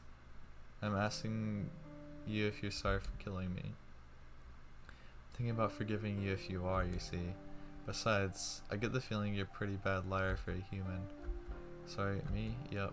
If you apologize to me, then I'm fine with that. This is inevitable. What's so unbelievable? Not that a person killed is forgiving me, but her voice sounds so kind. Hey, you have to give an answer when people ask you seriously, you know. Come on, hurry up and answer. We can't get on with things until we make it clear whether or not you're sorry. She's angry. Am I sorry? She asks. Because without saying, yeah, I regret it. No matter what the reason is, I did kill someone. Without mercy or reason, I killed just for myself. I do regret the fact that I killed someone, but more importantly, the person I killed was you, and so it's a lie. It's alright if she's alive. The fact is that I killed her. It's the ultimate violation, the greatest violence possible. So you can get your revenge on me. I thought it was only natural you'd be here to get revenge. I hang my head, mumbling like I'm confessing to someone. I see. You're not a bad person, she smiles. Despite calling herself a vampire, she has a very honest face. I've decided I'm going to make you help me. Huh? Help her? What is she talking about? Hey, what do you mean by helping you? It's simple. I'm going to get you to help me deal with the vampire which took root in this town. Oh, so there's another vampire.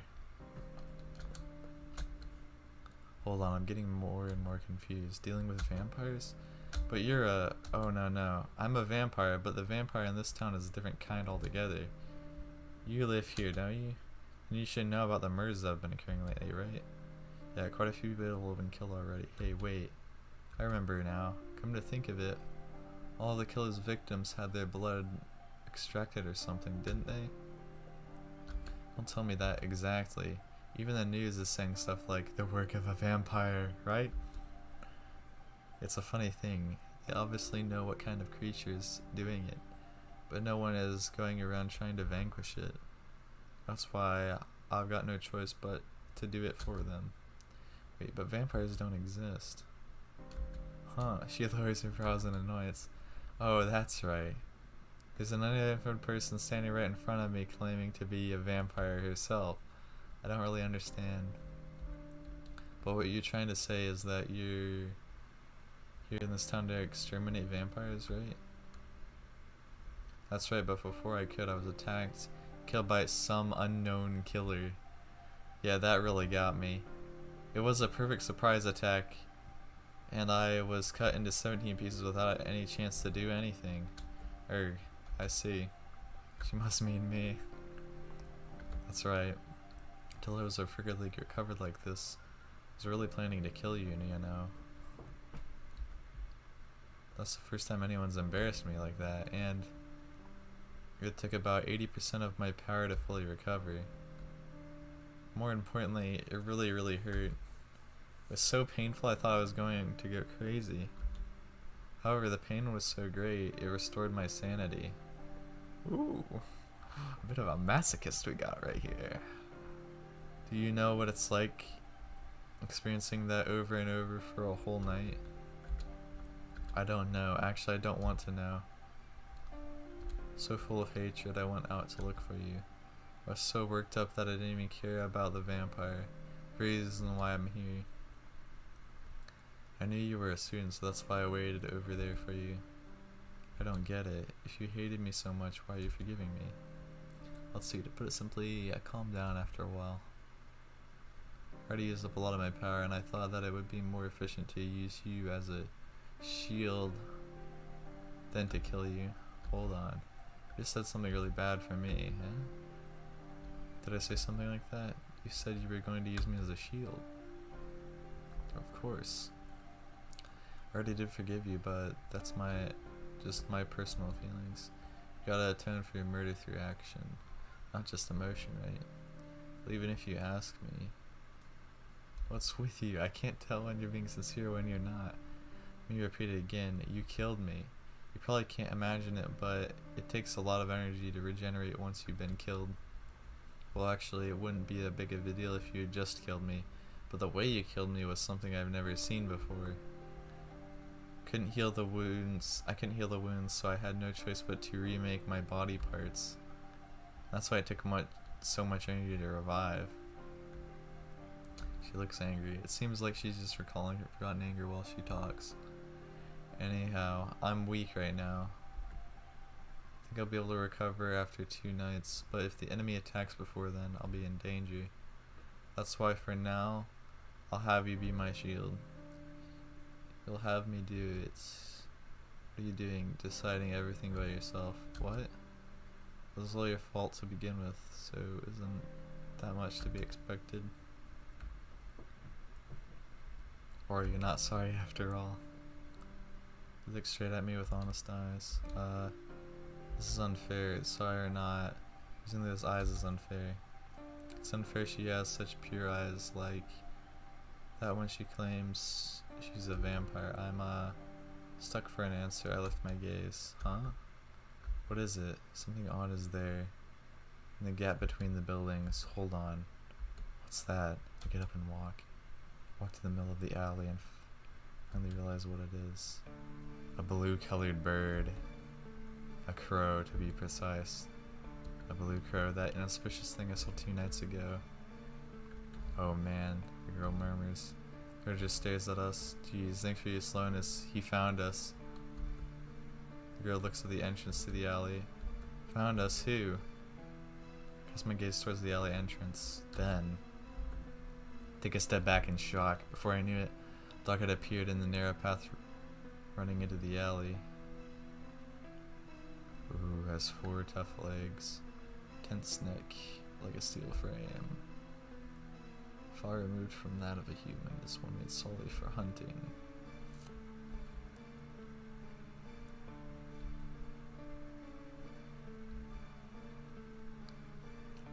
A black dog. I start to shake. Black dog looking direction isn't small like a stray, but big as a German Shepherd or Doberman. It just stands there menacing us. The girl says nothing but looks at the dog with hardened eyes. And suddenly the black dog jumps. No, it's running. With its speed makes it seem like it's jumping. I can't do anything. The black dog jumps straight for my throat. I can see it. I can see its black body moving towards me, but I don't even have time to think about dodging it. Thud. I feel the shock on my body. It's hit hard from the side, but not by the black dog. It seems the girl pushed me before I could crush my throat. With an easy movement like someone throwing a ball, she hurls me into the wall using just one hand. With a terrific ram, I fall on my rear. Why you? What the world are you doing? Never mind that. Keep your eyes in front. Girl yells. I look, having lost sight of me. As target, the black dog bounced towards the wall. Sticking to the wall like a lizard, it jumps again. It bounces from the wall towards me. Dog's path is like a black lightning. It's too fast. I can't react. Black dog opens its mouth, filled with teeth and saliva. This time it clamps down towards my windpipe. I close my eyes. The dog's teeth sink into my throat. But in that instant, the dog lets out a yelp and releases me. That's impossible. The black dog lets out a scream and leaps straight up.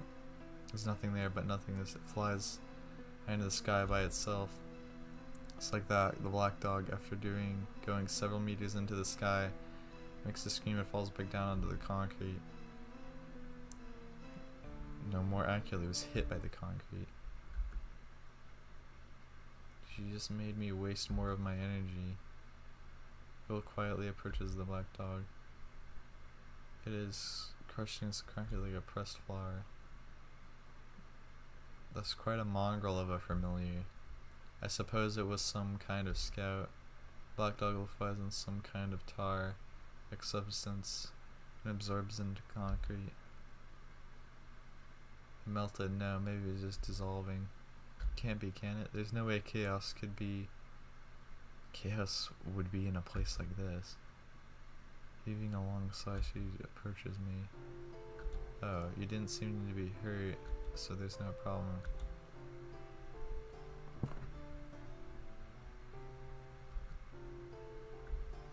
Hey, what's that thing? Familiar of an enemy vampire. You were discovered because you weren't being clear. Discovered, you mean? That enemy vampire you mentioned? Yeah, this isn't good. It looks like I really will need you as a shield now. Says so casually as something. Stop saying such crazy things, you idiot. You saw me. What do you think I can do? You're a lot better off by yourself. Not really, with the power I just used to protect you. I really am empty now. What? What in the world? I'm grateful she helped me just then, but still, I can't do it. I can't. I don't have the power to drive away something like that. Sorry, but I can't even be a shield. Liar, you killed me. Why would you lie after doing something like that? That was something I don't even understand myself. No. Look, I can't do it. Just a normal human. Not sure. All you have to do is keep watch while I sleep. That's it. You can't do that much without any problems, right? Look straight at me. Somehow those eyes are making me weaker. Escape somehow. You can't escape. I'll cooperate. For some reason I can't decline. I did kill her after all. It's my fault she's weak and has to ask others for help. It's my responsibility. Besides, although I've known for a little while, she doesn't seem to be like a bad person. So how about it? Can't a human like you cooperate with a vampire like me? Well, that would be the obvious answer, but I don't.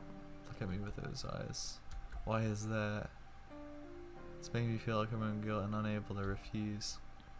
But now that I've gotten myself into this mess, I won't be able to sleep at night if I just deny all responsibility.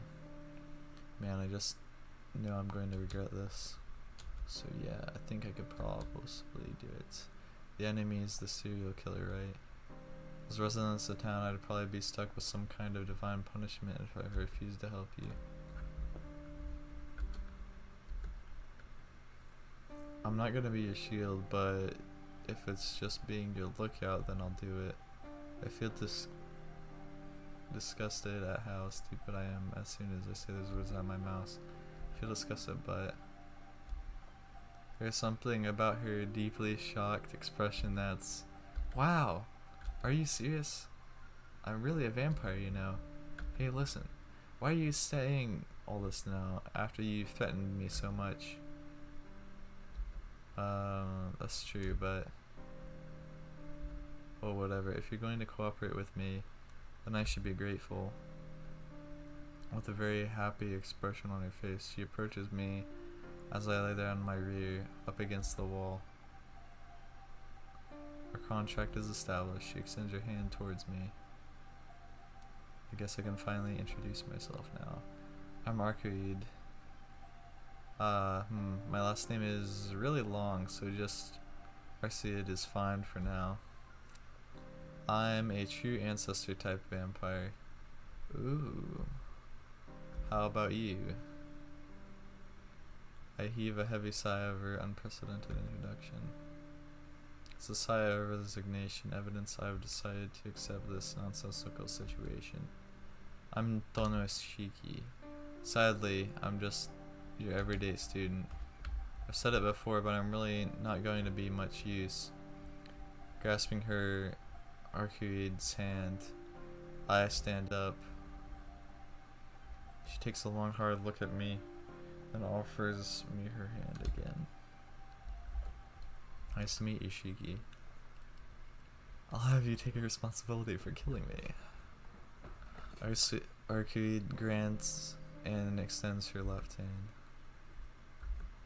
Sigh. There are all sorts of responsibilities in this world, but this is probably the first and last time someone takes responsibility for helping someone they've killed. Damn it, this is seriously messed up. There's nothing else I can do. I begrudgingly extend my left hand and shake hands with a woman in white claiming to be a vampire. A very sexy vampire. Ooh, this is a pretty nice room. I'd have no problem spending the night here. Ooh, Arcueid looks around the hotel room. Got nothing to say for now. My room has probably already been discovered, so let's hide out here for the night. Oh, you don't have to worry about money. I'm rich, so I'll treat you. Speaking cheerfully, Arcueid closes the curtains. She also turns off the lights and the room becomes dark as night. I sigh. What are you thinking, Arcueid? I'm thinking about all sorts of stuff. No, that's not what I mean. I'm asking why you've rented a high-class hotel, not a cheap one, and why you rented out the whole top floor. I tried to say this, but I stopped. Right now, my job is to guard this so-called vampire, nothing more. I'm not going to ask any useless questions, so no, forget it. Do whatever you like. You're weird, Shiki. Suddenly getting mad, going silent like that? Just don't get you. Her kid lies on the bed, smiling like she's having fun. I'm going to sleep until the sun sets. You better rest while you have the chance. Vampires don't move about in the daytime, so you'll be on guard for real during the night. Do you realize you've just said something that completely contradicts your existence? Oh, it's alright for me. Oh, I guess it's almost my limit. Good night, Shiki. Wake me up when the sun sets. Hey, like a machine whose power is cut off, Arcueid suddenly falls asleep. She's so defenseless. Right now I could run away if I wanted to. She did force me to come with her after all. I could easily run away now. Don't even have that impulse in my butt. I even killed you once yet. How is she able to suddenly fall asleep despite that? Look at his face as she sleeps on the bed. Her plump chest rises and falls. It looks like she is breathing, but her body isn't moving at all. It's like the air around her has stopped. It's so tranquil, I even might stop moving. What a peaceful slumber. Kind of defenselessness, though she had absolute trust in me, even though we've only just met. She's so stupid. She's so stupidly honest, I might start to worry. Aside from that, this is the turning point. This may very well be to the point of no return for Tono Shiki. Should be escaping after all. Still, I can't leave her alone. I didn't promise after all. What was I promised? I can't break it. Arcueid is sleeping. Her face is pale white, that of a sick person. Arcueid said she was weak. She said she was very limited just a while ago, so I don't think she considered what I could do after she went to sleep. Oh no. Oh no. We're on the 11th floor at the top floor. Since she rented out the whole floor, there are no other guests here. The only sound is Arcueid's breathing.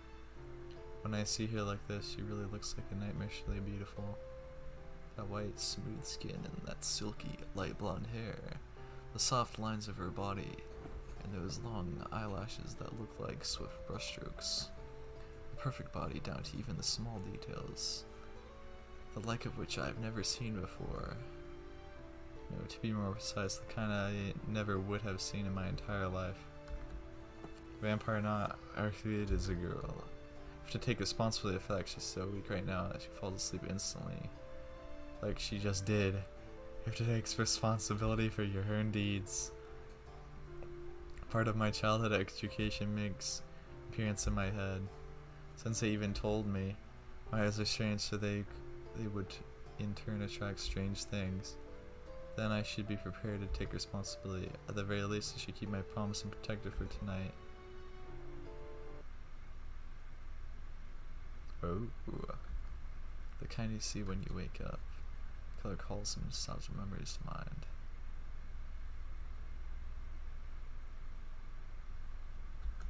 Hot summer day, blue sky, the large columns of summer clouds. Voice of cicadas, sound of cicadas. Chirp, chirp.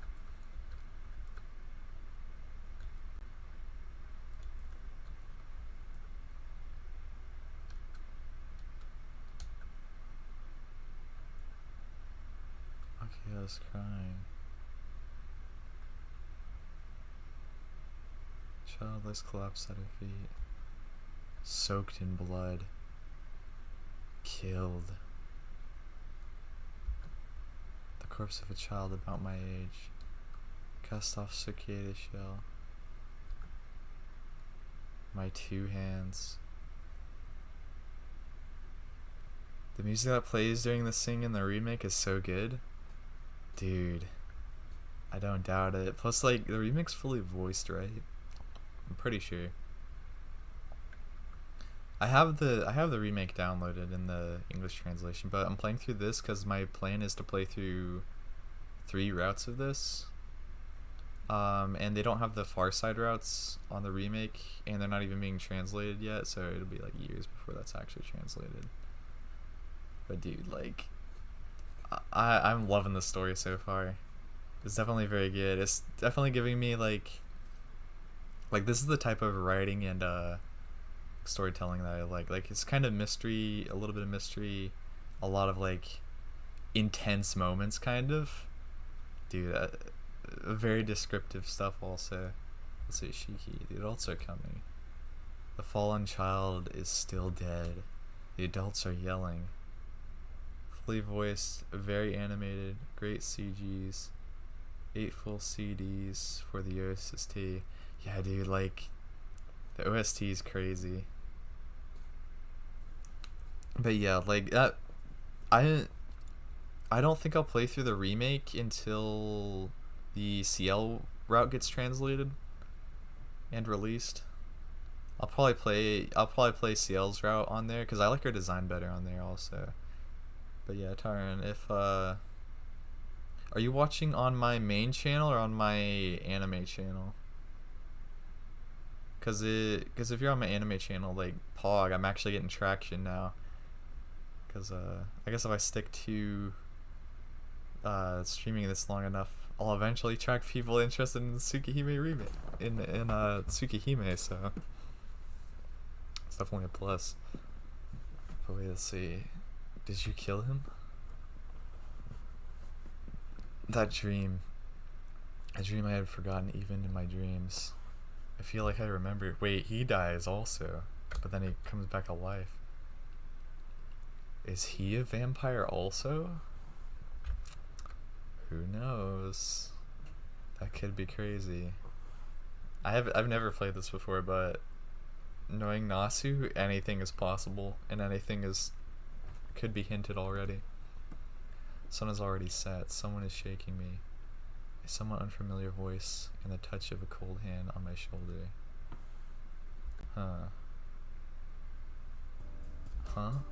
Arcueid is standing right in front of me. He's already woken up and it's pitch black outside. Glance at the clock and it says it's already 8. Huh? It's not, huh? I told you to wake me up when the sun went down, and you go and fall asleep? Crap, sorry, I was feeling out of it. I don't remember when I fell asleep, but I'm sure it was while I was staring at Arcueid's sleeping face. Jeez, you lose your qualification as a bodyguard like that. If the enemy had attacked while we were both sleeping, we could have both died, you know. I said I'm sorry, besides, you said it was safe during the daytime.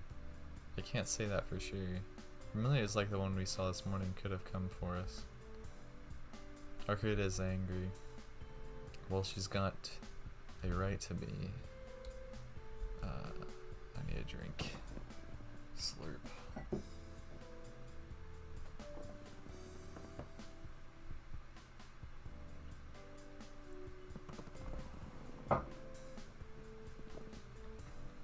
Besides, I'm a vampire, you know.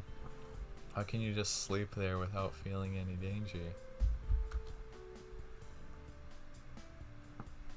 I won't spoil anything, but it's dope. It's my favorite Type Moon work for sure. The remake is very goated, but it's only got 2 arcs.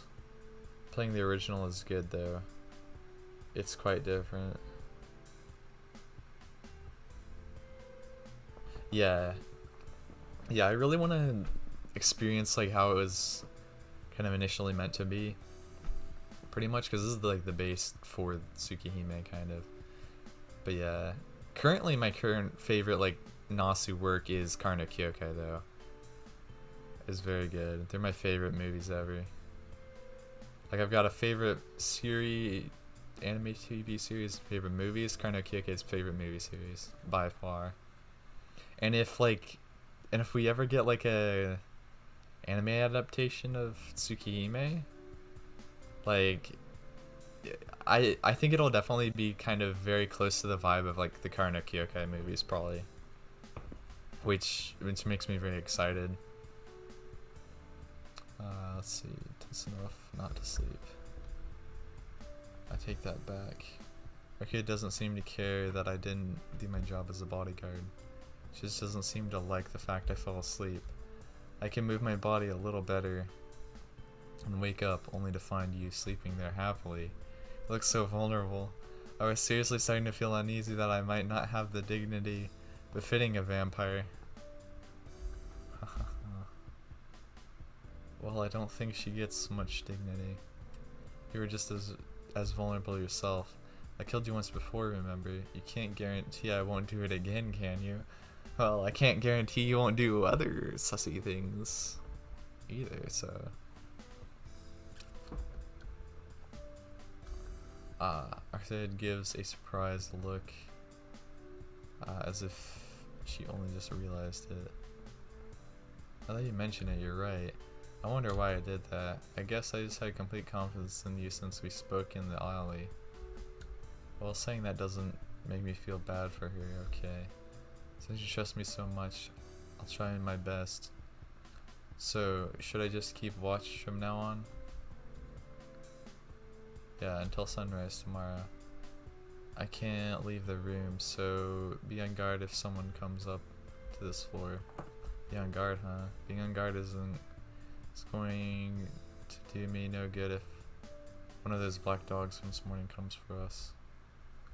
Let us sigh, as expected. It's too heavy a roll for me. Let me ask you something. Was the black dog that attacked us this morning something your enemy sent out? I don't think so. It's probably for surveillance. This patrol route happened to pass through where you and I were talking, and it seems my presence was revealed as a result. Revealed to your enemy. That's right. If I had been in a perfect condition, it would actually save me some time. But right now it's the opposite. If I were attacked now, I'd be the one annihilated. That's why I have to hide out like this for now until my power returns. Yeah, Tsuki atmosphere is closer to Karno Kyokai and Maho than Fate. More urban fantasy though, it goes rather darker than the other Type Moon stuff. More horror psychological. Hopefully you get it a good adaptation one day. Yeah.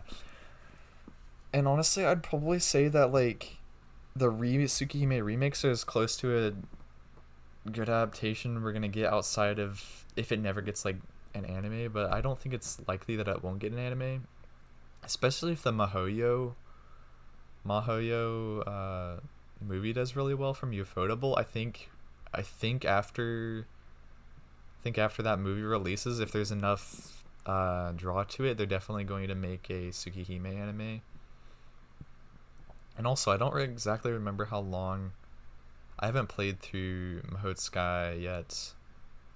I'm waiting until it gets its re-release this December. I already pre-ordered it, so I'll play through it probably in December. And by that time, I should probably be finished with Tsukihime maybe. But yeah, I'm gonna wait till I play through that. But I'm thinking it's gonna get multiple movies. I'm thinking this, like, I mean, they could adapt it in probably a 2 hour like feature film kind of, and it would probably be fine. Um, I think it probably could be adapted into like at least 2 movies. I would hope.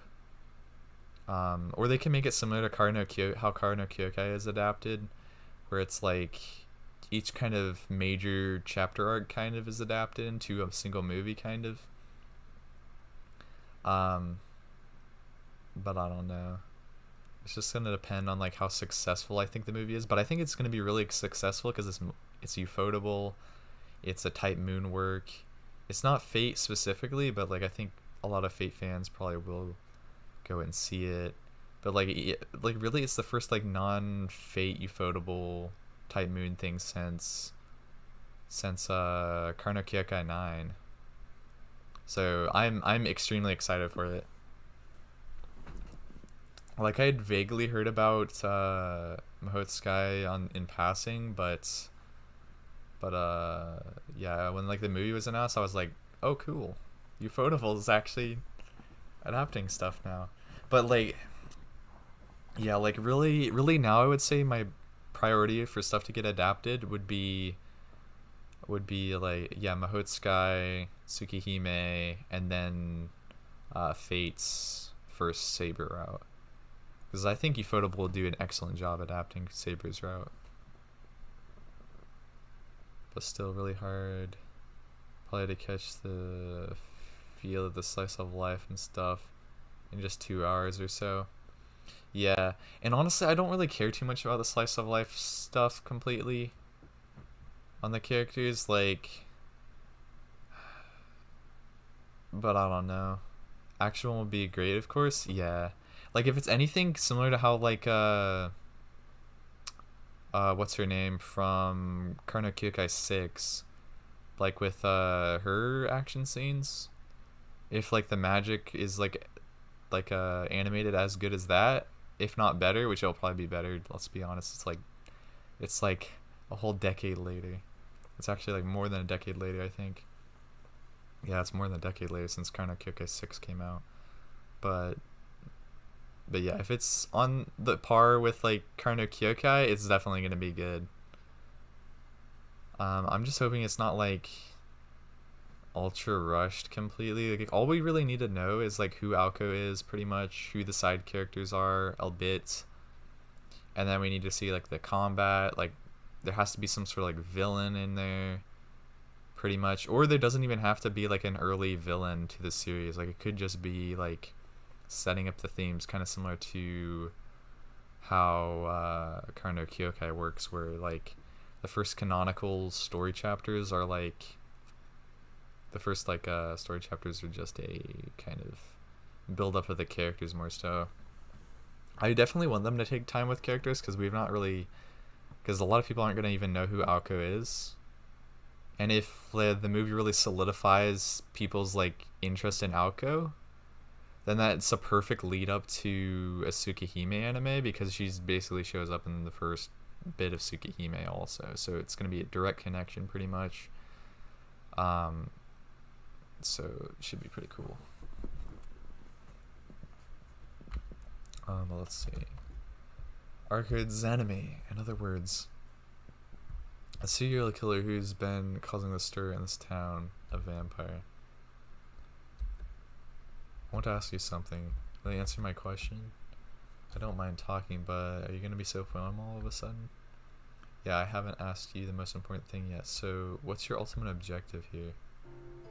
Me? I'm here to hunt down the vampire. Killing vampires is my duty. Yeah, I do remember you saying something like that before, but you're a vampire, right? What? You still don't believe me? Oh, don't worry. I believe you so much it hurts. I'm asking why would you, a vampire, claim to be doing something as odd as killing other vampires? Oh. You don't like the idea of being from the same species killing each other. Active killing doesn't exactly make my list of favorite things, but she is right. I'm not comfortable with the idea of vampires killing vampires. No, it's just that I can't really imagine something like that happening. Vampires drain the bloods of humans, right? So they should be killing humans, not other vampires. Drinking blood and killing are different things. Well, even so, I know what you're trying to say. You think beings from the same species should help each other out, right? Vampires can be of the same species and still be different life forms. That's why they don't really have what you humans call camaraderie. And you're saying something that makes you different from the vampires you're hunting? That's right. The one I'm after is a human vampire. Just like the stereotypical vampire from your human's folklore. He kills humans by draining their blood, turning them into the dead, and uses them to increase his power and influence. That's the sort of vampire I hunt. The one lurking in this town is that sort of old style vampire. That sort of vampire? Seems like they're different types. Don't tell me that you want to be your shield so you can get this guy. Yeah, that's my original intent, but after talking to you, I've changed my mind. See, at first I thought you were someone from the church. Ooh, the Holy Church. Crazy now. Joe, I hope that like Nasu actually makes like a work that's more focused around like the Holy Church. I think that would be pretty cool, because then they could tie it in with like a lot of the other Fate stuff as well. Rushing it is my fear. 2 to 3 movies would work better, but impossible to really capture the entire essence of a 20-hour novel in an adaptation. My hopes are they do it justice though as a companion piece. Yeah, like the thing is, they don't need to show everything or like every little small detail completely. They just need to have the details that are important enough to set up the villains, to set up the characters, and to like link it in with other Type Moon works. But yeah, definitely I think it's going to be multiple films. I don't think Ufotable would adapt it to where it's like ultra rushed to the very end of like the novel and then like a cliffhanger at the end, and then they just leave it, because then it would be like tons of years before it's even pops up again. So it decreases like the chance of success of the next movie pretty much. Ufotable doesn't completely work that way. It's like they have a project, they get the most out of it in terms of marketing. It just wouldn't make good marketing sense. That's Tsukihime. He said fate is basically magic association, whereas Tsukihime's stories are church oriented. Ah, that's pretty good. And then I guess Karno Kyokai's story would be more mage associate. Well, not kind of a mix of both. Well, not really a mix of both. Church doesn't really appear in Karno Kyokai.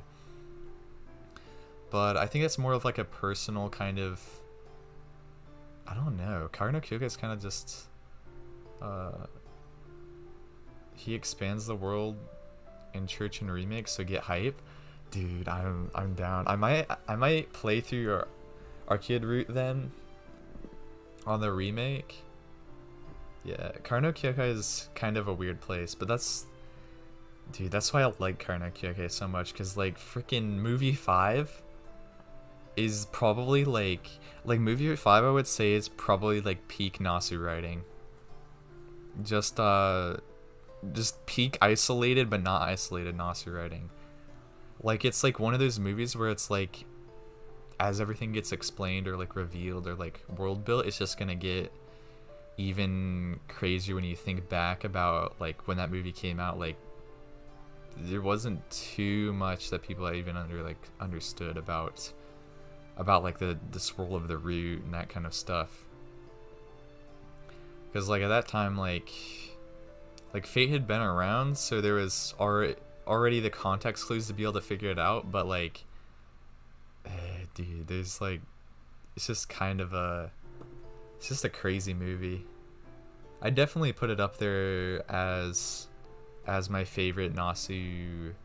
I would just say like that's like peak writing from Nasu in my opinion, because it's not like completely focused around the characters completely. It's basically, I guess, Karno no Kyokai more sets the basis for counterforce themes. Let's see. Nasu has said basically Suki, Karno Kyokai, and Mahoyo were the foundations for the settings. Fate is more of its own thing. Yeah, which really kind of makes sense. And even if the fandom is split between like hardcore Nasu fans, because like I would consider myself like a fundamentalist Nasu fan, where it's like I prefer like the older writing stuff, and then I branch out into the later writing as it relates to like Fate and that kind of stuff to expand my view of the original.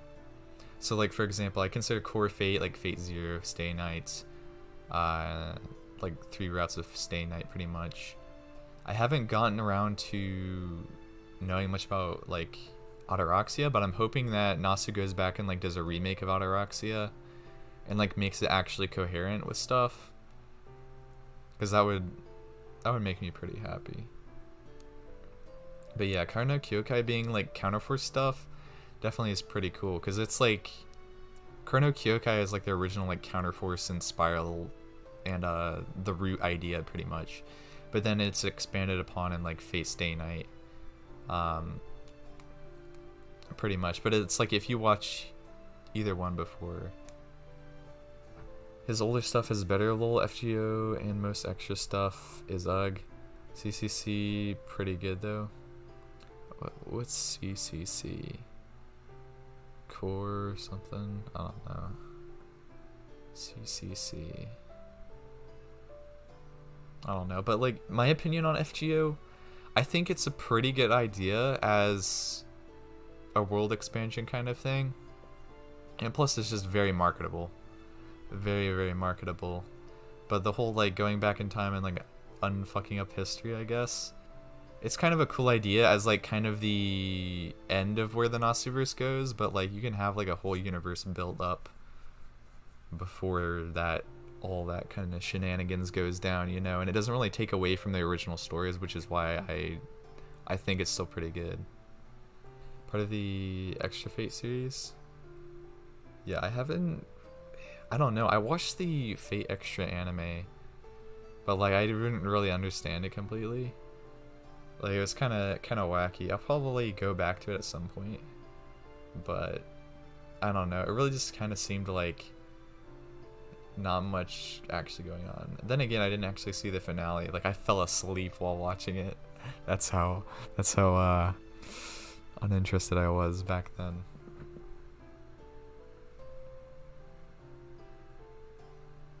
But yeah, like my hope is that the rest of this decade, or like the next decade of Type Moon, is going to be more focused around like Tsukihime, Karno Kyokai, because I definitely think there is a few things that Nasu can do to make Karno Kyokai relevant again more so.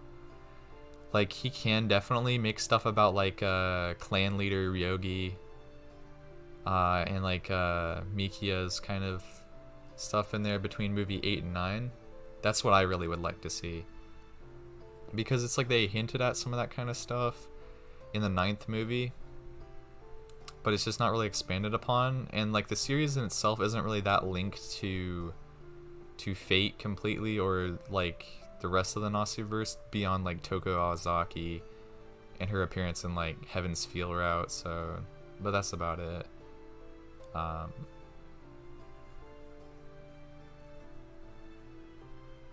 don't know. Like I want there to be more Chrono Kyokai stuff, but it just needs to be like a cherry on top of the whole project, pretty much. And not just like a, oh yeah, we're making like a Chrono Kyokai version 2. Nasu's big sin was letting other people write in his setting. That's why FGO had such is so inconsistent. I think it's kind of shallow compared to his other stuff. Yeah, and I mean, like, I don't care if it's shallow completely, because it's FGO, it's just like a mobile game story pretty much. And it's just like its own more isolated kind of thing. Like, it's not trying to connect with other Nasu works that directly. So I think it's fine. There is some Chrono Kyo crossover with Fate, yeah. Toko appearing in Heaven's Feel, and that's pretty much it. And then I guess the Swirl of the Root concept, pretty much. But then I guess you could also say, because I've heard rumors that like Kokoto Mikia, or I guess Kokoto Ryogi, after he marries Shiki, I've heard that he appears later in like the Elmaloy game, Elmaloy chapters or something, but that hasn't been adapted into an anime yet. So I still haven't watched the first season of Elmaloy. So I'll probably do that pretty soon. Miki appears in Adventures. Yeah. And see, stuff like that is stuff I really like about the Nasuverse, where it's like, yeah, they exist in the world, pretty much. Like, it's totally possible that, like, well, I don't want to say anything, but my thought is that, like, since Mahotsukai, like, probably will get a sequel at some point, it wouldn't be out of the blue to have, like, Shiki Ryogi appear in there, or, like, have some, like, Tsukihime characters appear, necessarily. Because Mahotsukai is, like, one of the, like, the earliest works in terms of time. Like, it happens even before, like, Chrono Kyokai in, it's where it happens in time, pretty much. So, like, in theory, after a certain point in the stories, you could actually have some crossover with, like, Chrono Kyokai characters, Tsukihime characters, or even, like, Fate characters. Which would be pretty interesting.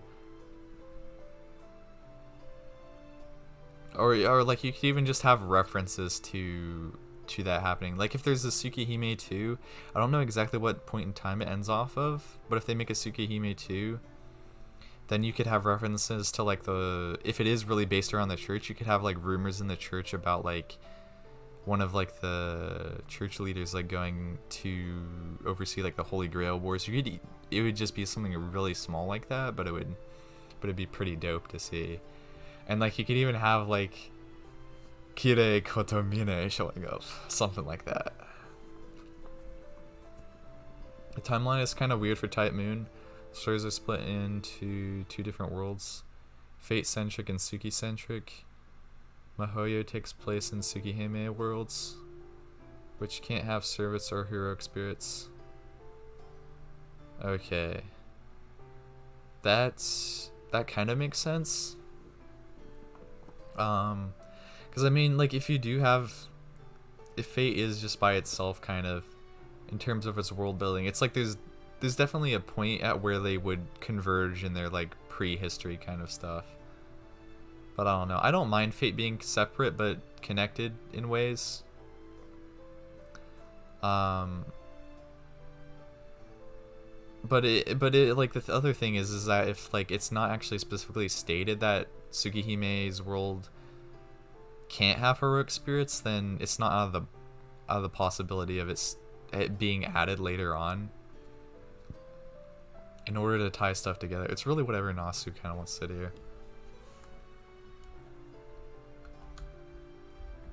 So I thought you might. Okay, but I think I'm gonna save, and I think I'm probably gonna end it here because it's like 1:39. It's plenty late for me. Plenty late for me, but dude, I'm loving it. Today was A very good Tsukihime day. But yeah, Tyron, make sure you subscribe if you want more Tsukihime playthrough. I'd definitely be down to like chat and whatever whenever I'm streaming. It's pretty good. Stated that servants can't exist in Tsukihime. Like if the Tsukihime characters existed in Fate, they would have already entirely different history / be different characters. Okay. Interesting. Then I guess I would put Karno Kyokai as like the bridge between Fate and Tsukihime, like thematically. Or like it's the canonical bridge between the two, even though it's not like it's not directly connected completely to Tsukihime or Fate then. And like my point is that like Toko Azaki appears in Fate, so it has some like shared point of canon with Karno Kyokai in that sense, in terms of like characters and world building and who's actually exists in timelines pretty much. And then yeah, I guess Tsukihime, because like Toko exists in Tsukihime universe stuff also, which is pretty cool. But anyway, I guess this is the end of my playthrough today. I'll whip up the thumbnail, re-edit the stream a bit, and then yeah, it'll be up on my second anime channel. Link in the description if you're on my main channel. Trying to grow that up a bit. But yeah, I'll end stream right here.